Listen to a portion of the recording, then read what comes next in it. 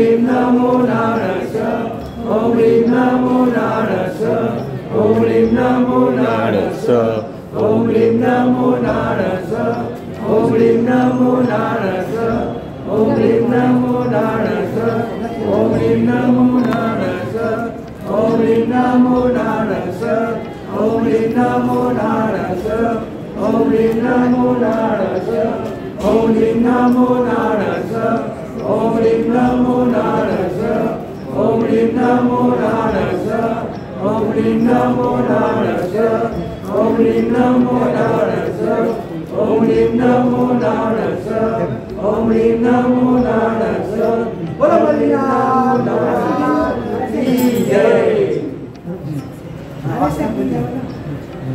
Guru जी हमारो अंतर्नाथ हमने आपको आशीर्वाद गुरु जी हमारो अंतर्नाथ हमने आपको आशीर्वाद गुरु जी हमारो अंतर्नाथ हमने आपको आशीर्वाद गुरु जी हमारो अंतर्नाथ हमने आपको आशीर्वाद गुरु जी हमारो अंतर्नाथ हमने आपको आशीर्वाद गुरु जी हमारो अंतर्नाथ हमने आपको आशीर्वाद गुरु जी हमारो अंतर्नाथ हमने आपको आशीर्वाद वज्र शासना मणिनाथ भगवान की जय।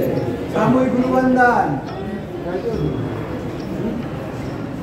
इच्छामि कपासम्रवद्यो जाति जाय विसिया मनोनामि इच्छामि कपासम्रवद्यो जाति जाय विसिया मनोनामि नमस्कार सुराय सुगत पसंद इरावाद सुख से ज्ञाते हो ज्योति स्वामी सादा छे मत एड वंदामि इच्छामि कपासम्रवद्यो जाति जाय विसिया एड वंदामि इच्छा काय सदिसवण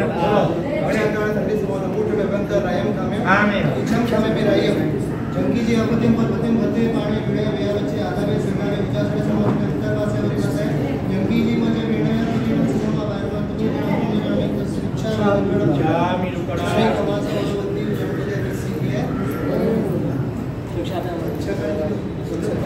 लाइन अच्छा का देखो बड़ा सीधे सब संचिशा इच्छा में कमास वंदी जंगी जी इच्छा का प्रिंसिपल बड़ा देशो इच्छा में कमास वंदी जंगी जी सीखी है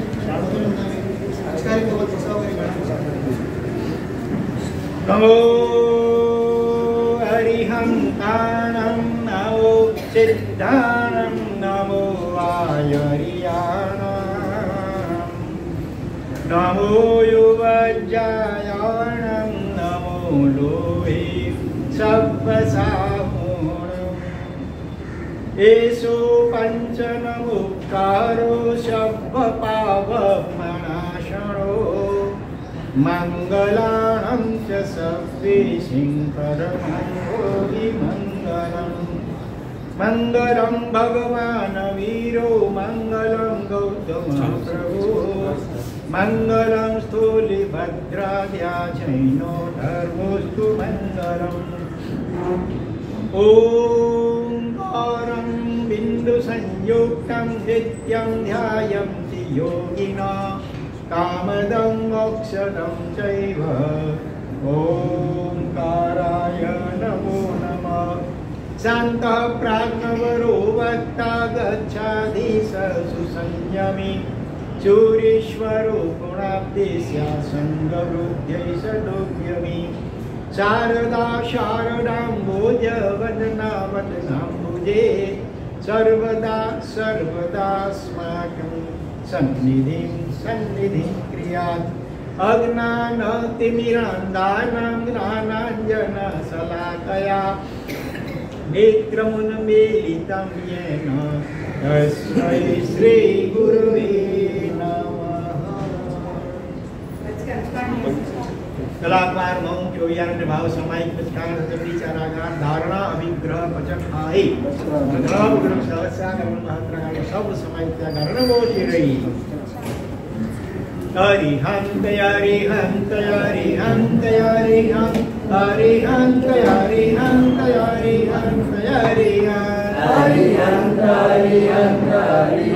अरिहंत अरिहंत अरिहंत अरिहंत अरिहंत मल्लीनाथ मल्लीनाथ मल्लीनाथ मल्लीनाथ मल्लीनाथ मल्लीनाथ मल्लीनाथ मल्लीनाथ મલ્લીનાથ મલ્લીનાથ મલ્લીનાથ મલ્લીનાથ મલ્લીનાથ મલ્લીનાથ મલ્લીનાથ મલ્લીનાથ. મહાવીર સ્વામી મહાવીર સ્વામી મહાવીર સ્વામી મહાવીર સ્વામી મહાવીર સ્વામી મહાવીર સ્વામી મહાવીર સ્વામી મહાવીર સ્વામી મહાવીર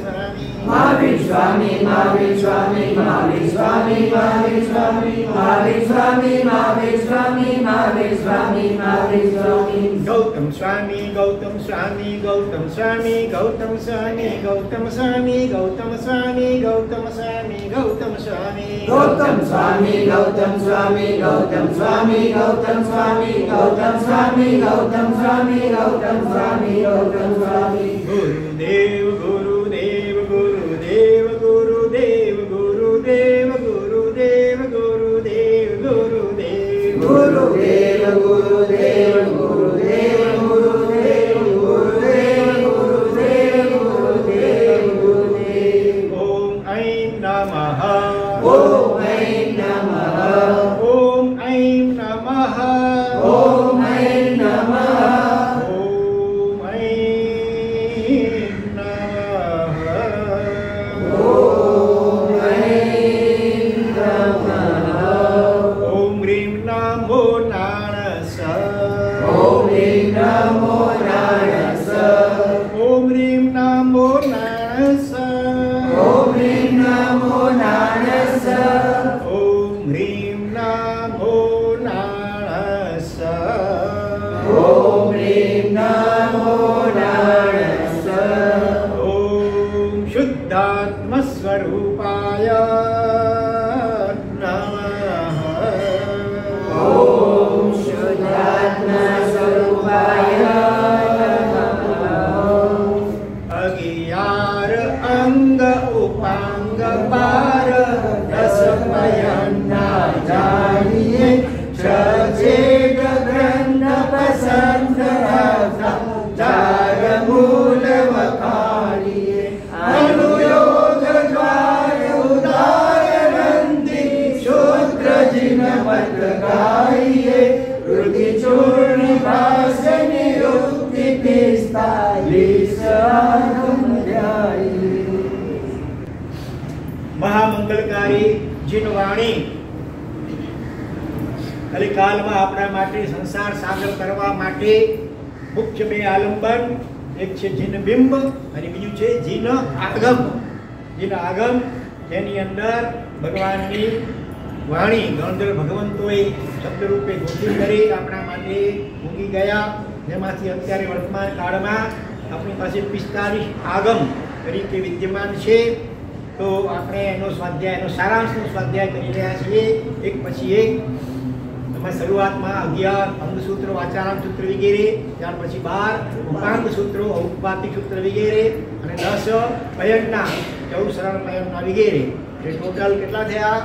33 આગમો. એમનો આ સારાંશનો આપણે સ્વાધ્યાય કર્યો. આજથી ચોથા વિભાગમાં 6 છેદ સૂત્ર એનો મંગલ પ્રારંભ થવા જઈ રહ્યો છે. હવે 6 છેદ સૂત્ર, ત્યાર પછી આવશે 4 મૂળ સૂત્ર અને પછી આવશે 2 ચૂલિકા. એ ટોટલ 12 આગમ બીજા બાકી રહ્યા છે. આ 12 આગમને દોરાવવાનો લાભ જયા સુશ્રાવિકા છે, જયાબેન, અશ્વિનભાઈ, નાનજી, ગાલા પરિવાર, કચ્છ ભુજપુર રહેતા અને મુંબઈમાં જેઓ પહેલા જોગેશ્વરીમાં રહેતા હતા અને અત્યારે કાંડીવલી ગયા છે. તો ગત રવિવારના પ્રોગ્રામમાં એમણે 12 મહિના દરમિયાન 2000 ગાથાઓ જેટલો સ્વાધ્યાય એટલે કે જ્ઞાનની ઉપાસના 4 પ્રકારમાંથી કોઈ પણ પ્રકારે ગાથા ગોખવાની હોય કે ચાહે સૌથી પુનરાવર્તન કરવાનું હોય, ચાહે સદવાંચન કરવાનું હોય, એ પછી પ્રત્યક્ષ પરોક્ષ રીતે પણ જીનવાણીનું શ્રવણ કરવાનું હોય, આવી 4માંથી કોઈ પણ રીતો દ્વારા પરિવારના બધા સભ્યો ભેગા મળે કરી અને 12 મહિનામાં 2000 ગાથા 2000 કલાક સુધી જ્ઞાનની સમ્યક જ્ઞાનની ઉપાસના કરશે. આવી સુંદર બોલી અને આ પરિવારે લાભ લીધો છે. કાંડીવલી રહે છે, રોજ કલાક આવી શકે એટલે આજે બાકીના 12 આગમો આ પરિવારે સંયુક્ત રીતે અત્યારે વરાવ્યા, એનું પૂજન પણ કર્યું. આપણે આ પરિવારને ખૂબ ખૂબ ધન્યવાદ આપીએ, અનુમોદના કરીએ. અનુમોદના અનુમોદના અનુમોદના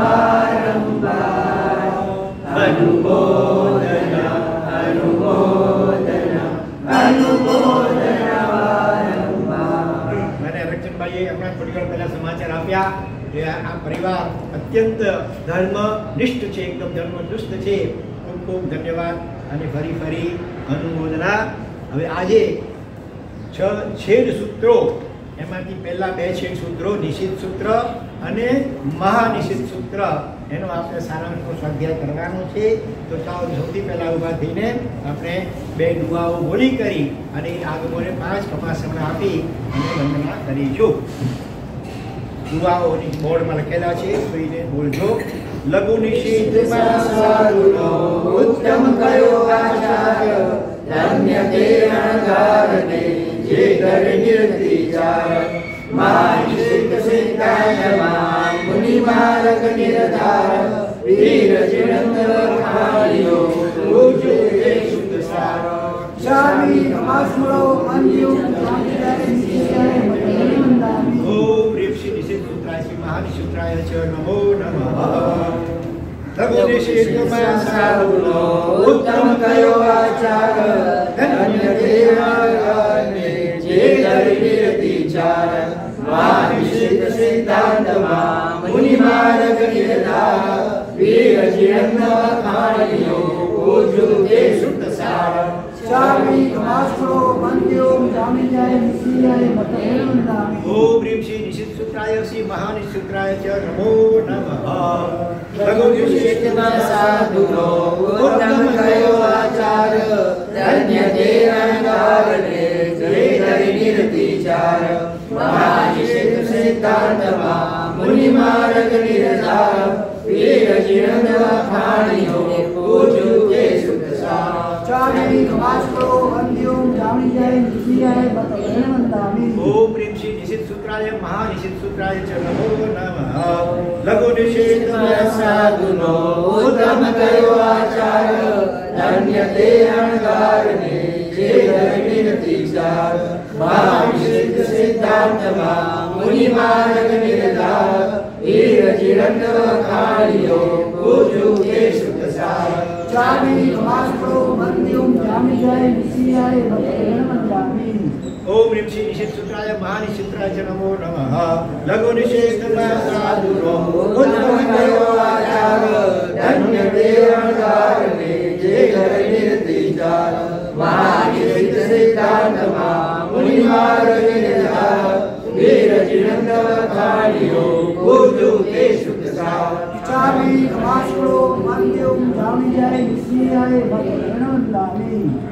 ઓમ રીક્ષી નિષિદ્ધ સૂત્રાય મહાનિષિદ્ધ સૂત્રાય ચ નમો નમઃ. અને હવે આપણે નિષિદ્ધ સૂત્ર એની સ્તવન દ્વારા સ્થાપના કરીશું. હે નાચો નાચો ઉમંગે સૌ આજ, કે મળ્યા મને આગમ ગ્રંથો. હે નાચો નિષ્ઠિન તન મન સંગાત, કે મળ્યા મને આગમ ગ્રંથ. મળ્યા મને આગમ ગ્રંથો. ખાલી બધા જ લાવજો. વીર પ્રભુના મુક્તિ પ્રગટિયા, ગણધર ગુરુએ શબ્દોમાં ઝીલ્યા.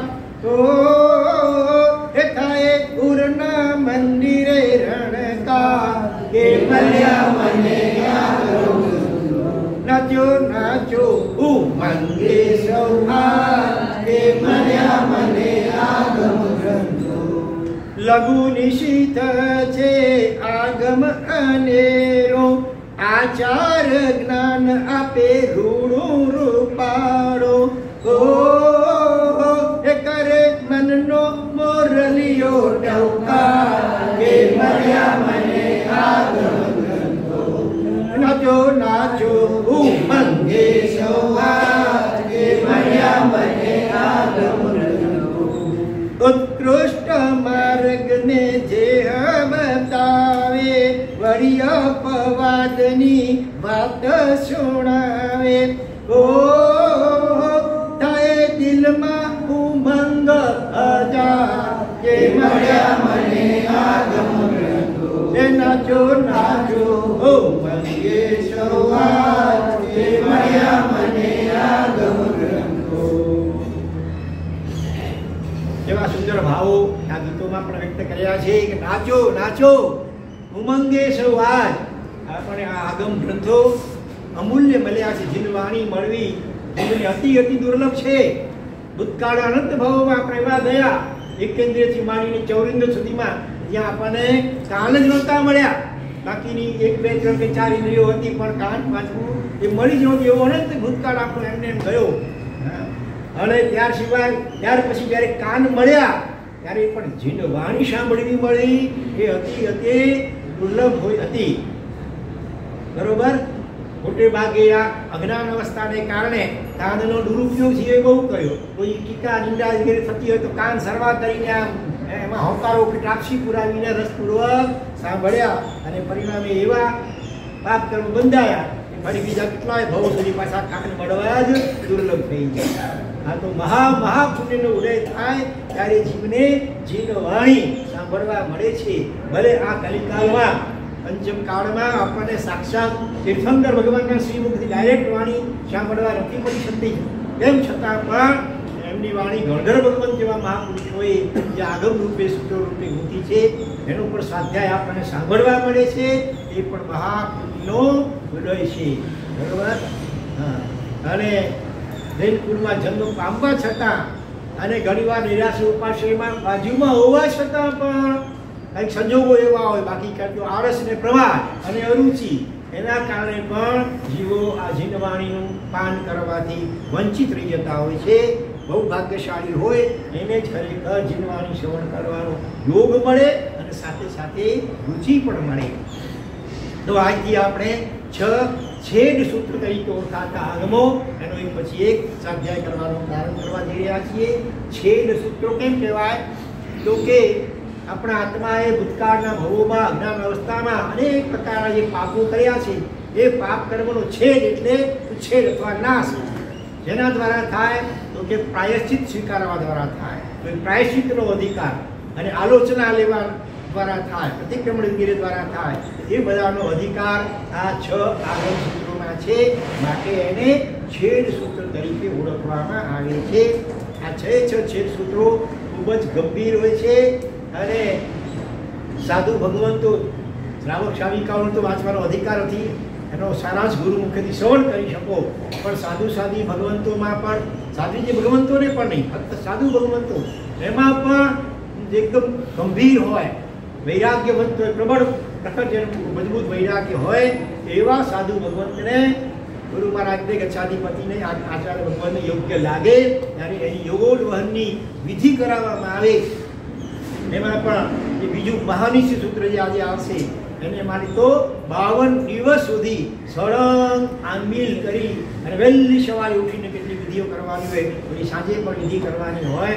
એ રીતે સળંગ 52 દિવસ આંબેલ વચમાં નીકળાય નહીં. કદાચ તબિયત બગડે અને નીકળવું પડે તો વળી પાછું એકડેથી બીજા ફરી પાછા 52 દિવસ સળંગ આંબેલ કરે અને એના જોગવહન કરવા પડે ત્યારે એ પછી ગુરુ મહારાજ એમણે એ આગમ ભણવાની અને પછી આગળ જતા ભણાવવાની એ રજા આપી શકે. એવા ગંભીર આ સૂત્રો છે. જો આ બંને સૂત્રોનું નામ જ શું છે? નિશિત અને મહાનિશિત. નિશિત મારી લઘુ નિશિત ડુગાવમાં મુખ્ય, લઘુ એટલે નાનું, મહાનિશિતની અપેક્ષા હોય નાનું. બાકી તો એ પણ એમાં પણ 20 ચેપ્ટરો છે, 20 ઉદ્દેશાઓ છે લઘુ નિશિત કે નિશિત સૂત્રની અંદર. પણ આ નિશિત શબ્દનો અર્થ કોઈને ખ્યાલ છે? નિશિત એટલે રાત્રિ. સંસ્કૃતમાં નિશિત એટલે રાત્રિ. એટલે આ એવા ગંભીર સૂત્રો છે કે રાત્રિના સમયે જે મોટે ભાગે જગત દુનિયા સુઈ ગઈ હોય એવા સમયે મધ્યરાત્રિએ યોગ્ય શિષ્યોને આ વિધિ કરાવવા પૂર્વક હળવેથી એના કાનમાં એવા યોગ્ય આ સૂત્રો છે. કારણ કે એમાં ઉત્સર્ગ માર્ગ અને અપવાદ માર્ગો પણ બતાવેલા છે. અને જો અયોગ્ય વ્યક્તિએ સાંભળી લે તો એ અપવાદોનો દુરુપયોગ કરે, મિસયુઝ કરે. 3 પ્રકારના જીવો કયા સાધુ જીવનમાં પણ શ્રોતાઓ 3 પ્રકારના. એક છે પરિણત, બીજા અપરિણત અને ત્રીજા અતિ પરિણત. પરિણત એટલે પરિણીત નહીં, પરિણીત લગ્ન એ નહીં, પરિણામ પામેલા શાસ્ત્રોની વાણીને સમ્યક રીતે જે પોતે પરિણામ આવે જીવનમાં આત્મસાત કરે એ પરિણત એટલે પરિપક્વ થઈ જવું, એ યોગ્ય હોય. અને અપરિણત કોને કહેવાય? નાના નાના નજીવા કારણસર પણ અપવાદનું સેવન કર્યા કરે. શાસ્ત્રો આપણું હિન્દ શાસન છે ને, શાસ્ત્રો એ ઉત્સર્ગ અને અપવાદ ઉભયમય છે. ઉત્સર્ગ એટલે જનરલ નિયમ અને અપવાદ એટલે વિશિષ્ટ કારણે એ નિયમમાં થોડો ફેરફાર કરવો પડે થોડા સમય માટે. નિયમથી કદાચ જુદું પણ કંઈ કરવું પડે તો એને શું કહેવાય? અપવાદ કહેવાય. બરોબર?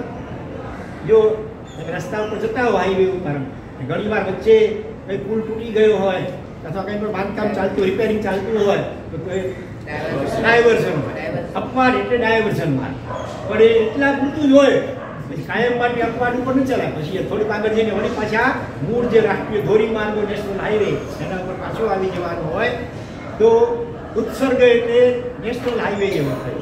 કારણ સંજોગ વિશેષમાં કે ડાયવર્ઝન ઉત્સર્ગથી થોડી જુદી દિશા શરૂઆત હોય આમ પછી વળી પાછું પૂરમાં આવી જાય તો એને કહેવાય અપવાદ. ઉત્સર્ગ અને અપવાદ માર્ગ છે. જેમ કે કોઈ બાલ હોય, બાલ મુનિ દીક્ષિત હોય, કોઈ વયોવૃદ્ધ હોય, કોઈ બીમાર હોય, કોઈ વિશિષ્ટ મહાતપસ્વી હોય, આચાર્ય કે ઉપાધ્યાય બંધારી હોય, ગચ્છાધિપતિ હોય તો એમના માટે અમુક અમુક સંજોગોમાં કેટલાક અપવાદો પણ બતાવ્યા છે. પણ એનો એ અપવાદનો નિર્ણય કોણ કરે તો કે ગચ્છાધિપતિ કે ગીતાર્થ જે હોય આચાર્ય વગેરે એનો નિર્ણય કરવાનો કે અમલ કરવા કે કરાવવાનો અધિકાર એમની હોય. ગમે તે સાધુ કે સાધી પોતાની મન ફાવે એ રીતે અપવાદનો પ્રયોગ કરી શકે નહીં. બરોબર? પણ જે અપરિણત હોય, પરિપક્વ ન હોય, કાચા હોય તો વાતમાં પછી જરાક અપવાદ છૂટ લેવા લાગી જાય તો નુકસાન થાય. બરોબર? અને ત્રીજા અતિ પરિણત. અતિ પરિણત એટલે એકાંતે આ ઉત્સર્ગનો જ આગ્રહ રાખે. જ્યાં અપવાદનું સેવન કરવું જરૂરી હોય ત્યાં પણ પછી અપવાદને ઉત્સર્ગને જ પકડવાનો આગ્રહ કરે એ પણ નુકસાન કરતા છે. યોગ્ય ઉત્સર્ગના સમયે ઉત્સર્ગ અને અપવાદના સમયે અપવાદનું પણ યથાયોગ્ય રીતે એનો ઉપયોગ કરવો જોઈએ. એ રીતે જીન શાસન ઉત્સર્ગ અને અપવાદ ઉભયમય છે. પણ અપવાદનું આલંબન ક્યારે લેવું એનો નિર્ણય ગચ્છાધિપતિ અથવા ગીતાર્થ ભગવાન મુનિ ભગવંત હોય કે આચાર્ય ભગવંત હોય એ કરી શકે.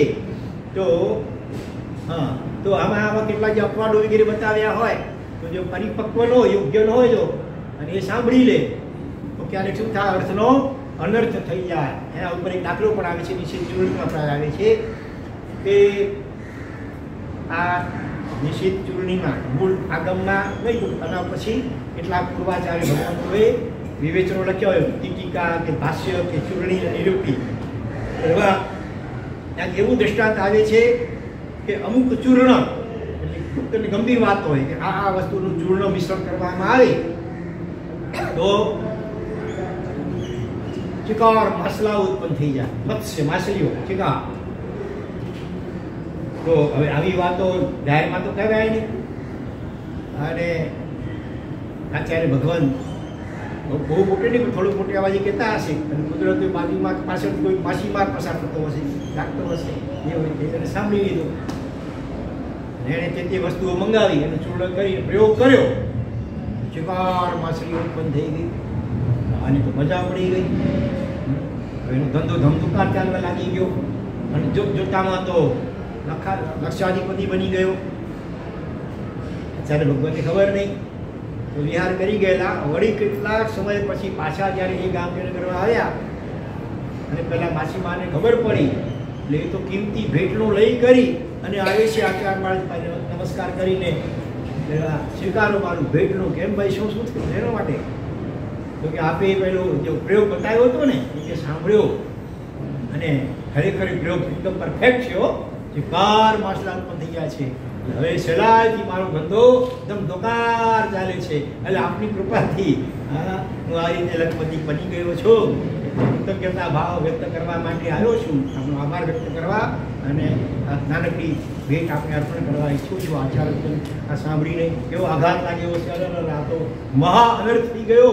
એટલા બધા જીવોની હિંસા એણે કરીને એમાં આ થોડુંક લક્ષ્ય ચૂકાઈ ગયો. રાત્રિના સમયે એકદમ કાનમાં કહેવા જેવું ગમભુક્ત વાતો એ જરા મોટેથી કહેવાઈ ગઈ અને સાંભળી લીધી અને કેટલા આ પંચેન્દ્રિય મત્સ્યોની હત્યા કરી નાખી. હવે શું કરવું?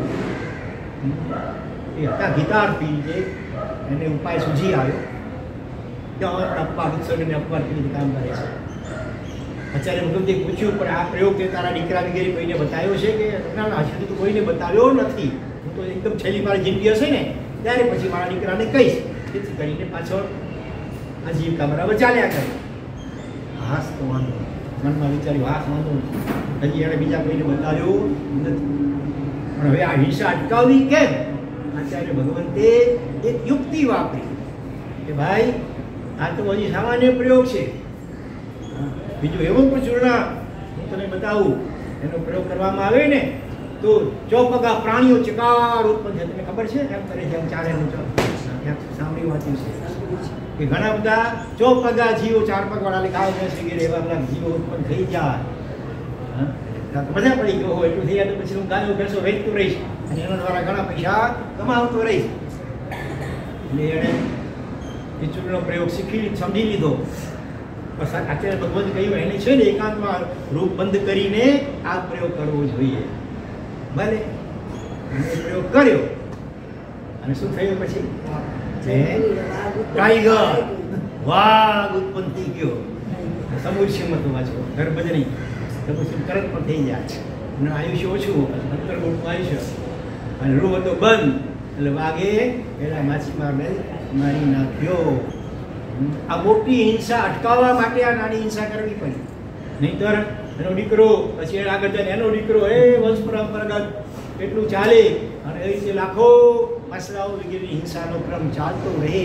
આ મહા અનર્થથી બચાવવા માટે અપવાદ કહેવાય, બરોબર? અપવાદ રૂપે એક હિંસાનો પ્રયોગ કેવું કરાવવો પડે. ખોટું ન બોલ્યા. ચોપગા પ્રાણીઓ કયા?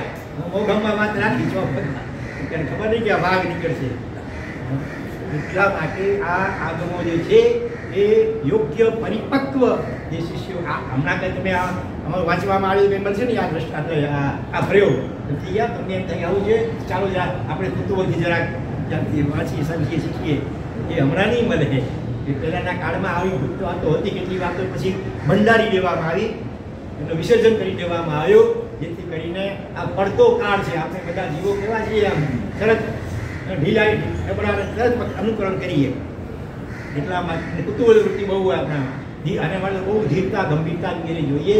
એટલા માટે આવી પણ કેટલી વાતો જે હતી એ બધી લુપ્ત કરી દેવામાં આવી છે. એવા સૂત્રો હતા પૂર્વે. ઉત્થાન સૂત્ર ભણવામાં આવે, આખું ગામ ઉઠી જાય, ઉચ્ચાટન કરીએ, ભાગી જાય. બધાને એમ થાય અહીંયા થયો, અહીંયા હાલો એમ કરીને આખું ગામ ખાલી થઈ જાય. ઉત્થાન સૂત્ર. અને બીજું આવે સમુત્થાન સૂત્ર, એને કે ઉલટું એનો પાઠ કરવામાં આવે તો બધા પાછા આવીને વસવા લાગી જાય. એવા પણ હતા પ્રયોગો.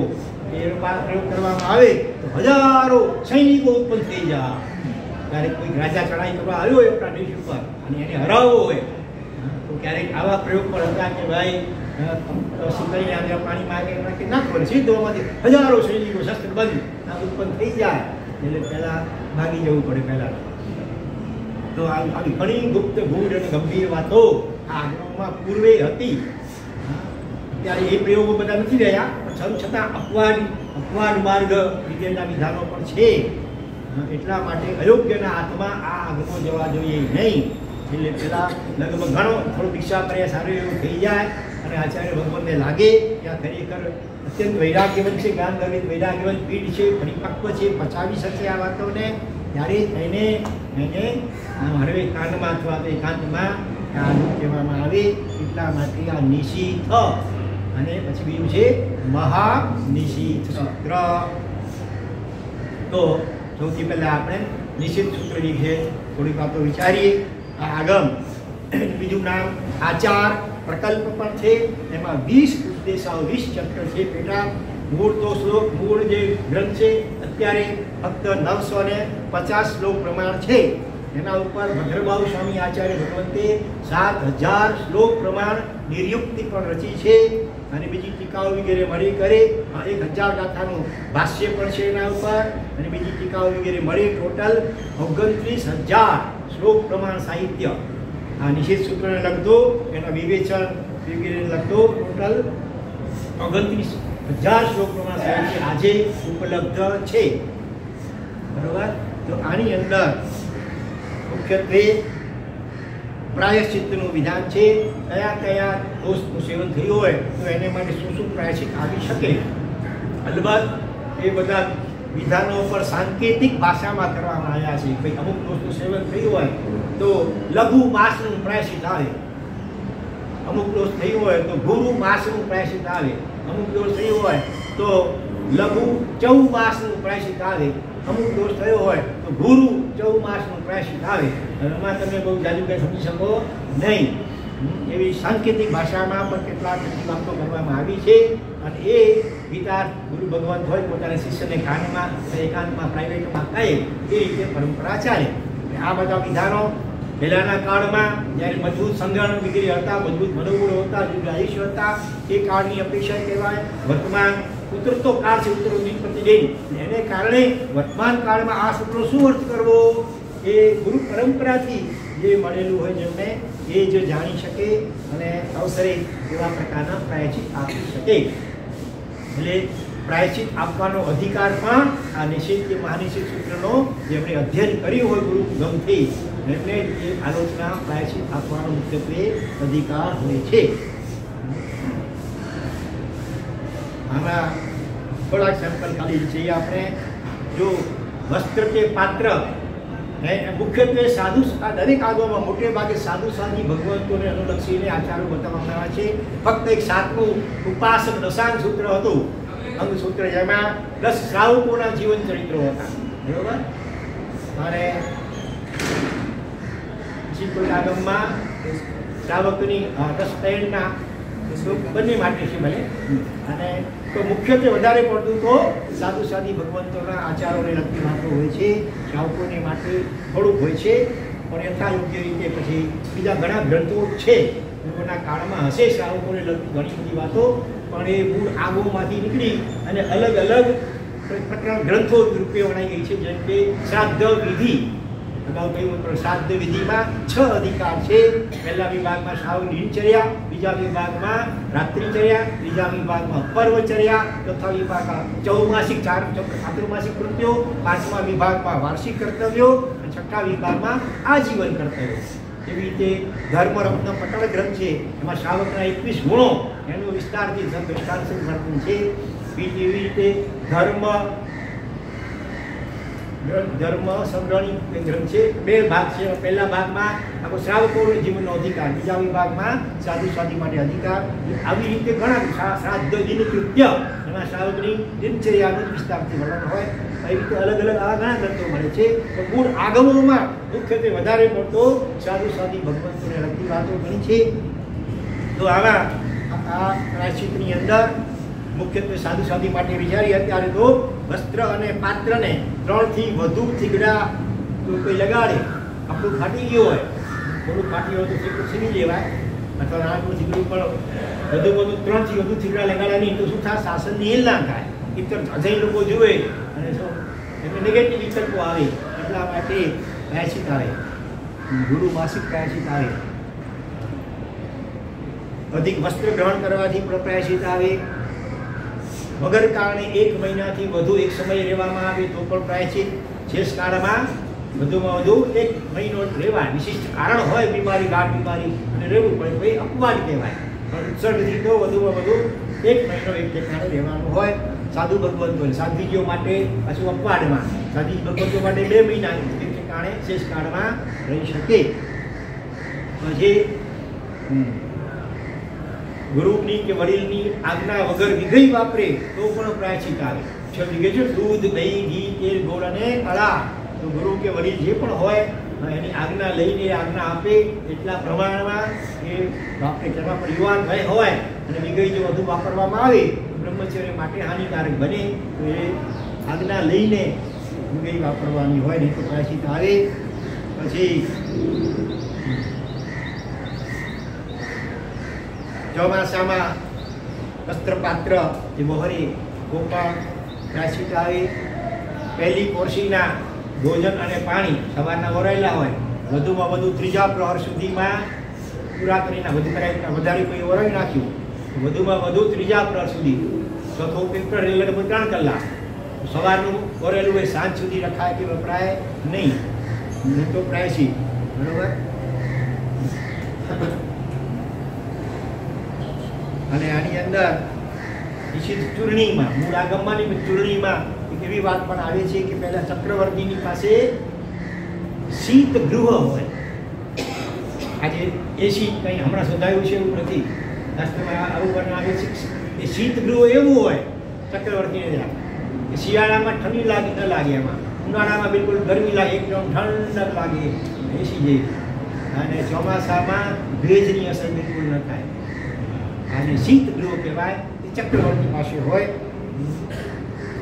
પછી એક કોઈક શાલિકાએ એનાથી ઘણા મોટા પાપ થઈ ગયા અને એણે એટલો એને ભગવાનની વાણી સાંભળીને પશ્ચાતાપ થયો, તીવ્ર પશ્ચાતાપ થયો, અને એણે ભર સભામાં સમોસમાં તો કરોડો ગમે દેવતાઓ મોડીઓ મનુષ્યો હોય એની હાજરીમાં પોતાના પાપોનો ઇકરાર કર્યો, જાહેરમાં ખુલ્લા પાપો પોતાના કરી નાખ્યા, અને રડતી આંખે જોરદાર રડતા રડતા એટલો એને પશ્ચાતાપ થયો. પછી ભગવંતે પૂછ્યું, ભગવાન મને આનું કઠોરમાં કઠોર પ્રાયશ્ચિત હોય તે આપો. પછી ભગવાને શું પ્રાયશ્ચિત આપ્યો? બસ તમે મિચ્છામિ દુક્કડમ બોલી લો. તમે જાહેરમાં જે એકરાર કર્યો આટલા પશ્ચાતાપૂર્વક આજ તમારું આલોચ પ્રાયશ્ચિત તમારું થઈ ગયું. બરોબર? આ આગળ પણ થઈ શકે. જીવ જો છુપાવવા જાય તો પછી તો ઘણું ભાવ ભ્રમણ વધી જાય. તો આ રીતે, અને એમાં પણ ખાસ કરીને ચોથા વર્ત સંબંધી જે ભૂલો થઈ હોય બ્રહ્મચર્ય સંબંધી, તો એની આલોચના યુવાન સાધુ પાસે લેવાય નહીં, પણ વયોવૃદ્ધ સાધુ પાસે લઈ શકાય. બીજું ક્યારેક પ્રાયશ્ચિત જ્યારે ખુલ્લું કરો એના મનમાં કોઈ નેગેટિવ વિકલ્પ ઉત્પન્ન થઈ જાય તો પણ નુકસાન સંભવે. એટલે આવી ઘણી ઘણી ગંભીર વાતો આ નિષેધ સૂત્ર આગમમાં રહી છે. અને હવે આપણે આગળ વધીએ મહા નિષેધ સૂત્ર તરફ. એમાંથી પહેલા એનું એક પણ ગીત બોલી લઈએ. હે આગમ શ્રુતરાયા પ્રણમુ તમારા પાયા. હે આગમ શ્રુતરાયા પ્રણમુ તમારા પાયા. તારે શરણે જે કોઈ આયા સર્વ સંપત્તિ પાયા. હે આગમ શ્રુતરાયા પ્રણમુ તમારા પાયા. જિન્વાણી ગંગા માનાયા પાવન થાય કાયા. પ્રભુ પાવન થાય કાયા. મનના તાપ સંતાપ સમાયા જેને દિલમાં ધ્યાયા. પ્રભુ જેને દિલમાં ધ્યાયા. દુષ્મ કાળે ભરતે નહીં કોઈ કેવલી રાયા. હે આગમ શ્રુતરાયા પ્રણમુ તમારા પાયા. દોષમ કાળે ઈણે ભરતે નહીં કોઈ કેવલી રાયા. નહીં કોઈ કેવલી રાયા. ઘોર અંધારે બોધ કરાવે. ઘોર અંધારે બોધ કરાવે. આગમ તેજ સવાયા. હે આગમ શ્રુતરાયા પ્રણમુ તમારા પાયા. મહાનિશિત છે આગમ રાયા મહિમા જાસ ગવાયા. પ્રભુ મહિમા જાસ ગવાયા. જાસ વિછેદે થાસ ઝાંખા. જાસ વિછેદે થાસ ઝાંખા. સૂરજ ચંદ્રની છાયા. હે આગમ શ્રુતરાયા પ્રણમુ તમારા પાયા. પાપ કરીને જે પસ્તાયા નિર્દંબી જે બતાયા. પ્રભુ નિર્દંબી જે બતાયા. લજ્જા ટીકથી પણ શીલ ધરિયા લજ્જારિકથી પણ શીલ ધરિયા ધન્ય એહ કહાયા હે આગમ સુતરાયા પ્રણુત મારા પાયા આગમ સુતરાયા રાયા અને રાજા સુતના રાજા ઘણા ગ્રંથો છે તેમાં રાજાની યુગમાં આપવામાં આવી છે આવા આગમ ગ્રંથોને અને એમને અહીંયા પ્રણામ કરવામાં આવ્યા છે મહાનિશી સૂત્ર એટલું મહિમાવંત છે કે જ્યારે એનો વિચ્છેદ થશે ને ધીમે ધીમે અમુક આગમો ધીરે ધીરે ધીરે ઓછા થતા જશે છેલ્લે તો 10 વૈકાલિક સૂત્ર 5 માળાના છેવડાતું જશે બાકીના આગમો ધીરે ધીરે ધીરે કાલક્રમે વિચ્છેદ પામતા જશે એમાં મહાનિશી સૂત્ર જ્યારે વિચ્છેદ પામશે એ વખતે 14 રાજલોકમાં અંતર્મુખ માટે અંધારા ફેરાઈ જશે શું આવ્યો જાસે વિચ્છેદે થાશે ઝાંખા સૂરજ ચંદ્રની છાયા સૂર્ય અને ચંદ્રનો પ્રકાશ પણ કાકો પડી જશે અથવા તો અંધારું પથરાઈ જશે આ મહાનિશી સૂત્રનો જ્યારે પણ વિચ્છેદ થશે ત્યારે એના ઉપરથી પણ આપણે આ આગમનું મહત્વ સમજી શકીએ એમ છીએ તો આ આગમની અંદર 8 અધ્યાયનો છે અને મુખ્યત્વે એમાં શલ્યોદ્ધારની પ્રેરણા કરવામાં આવી છે આગમમાં આલોચનાની વિધિ બતાવી છે પ્રાયશ્ચિત કેમ લેવું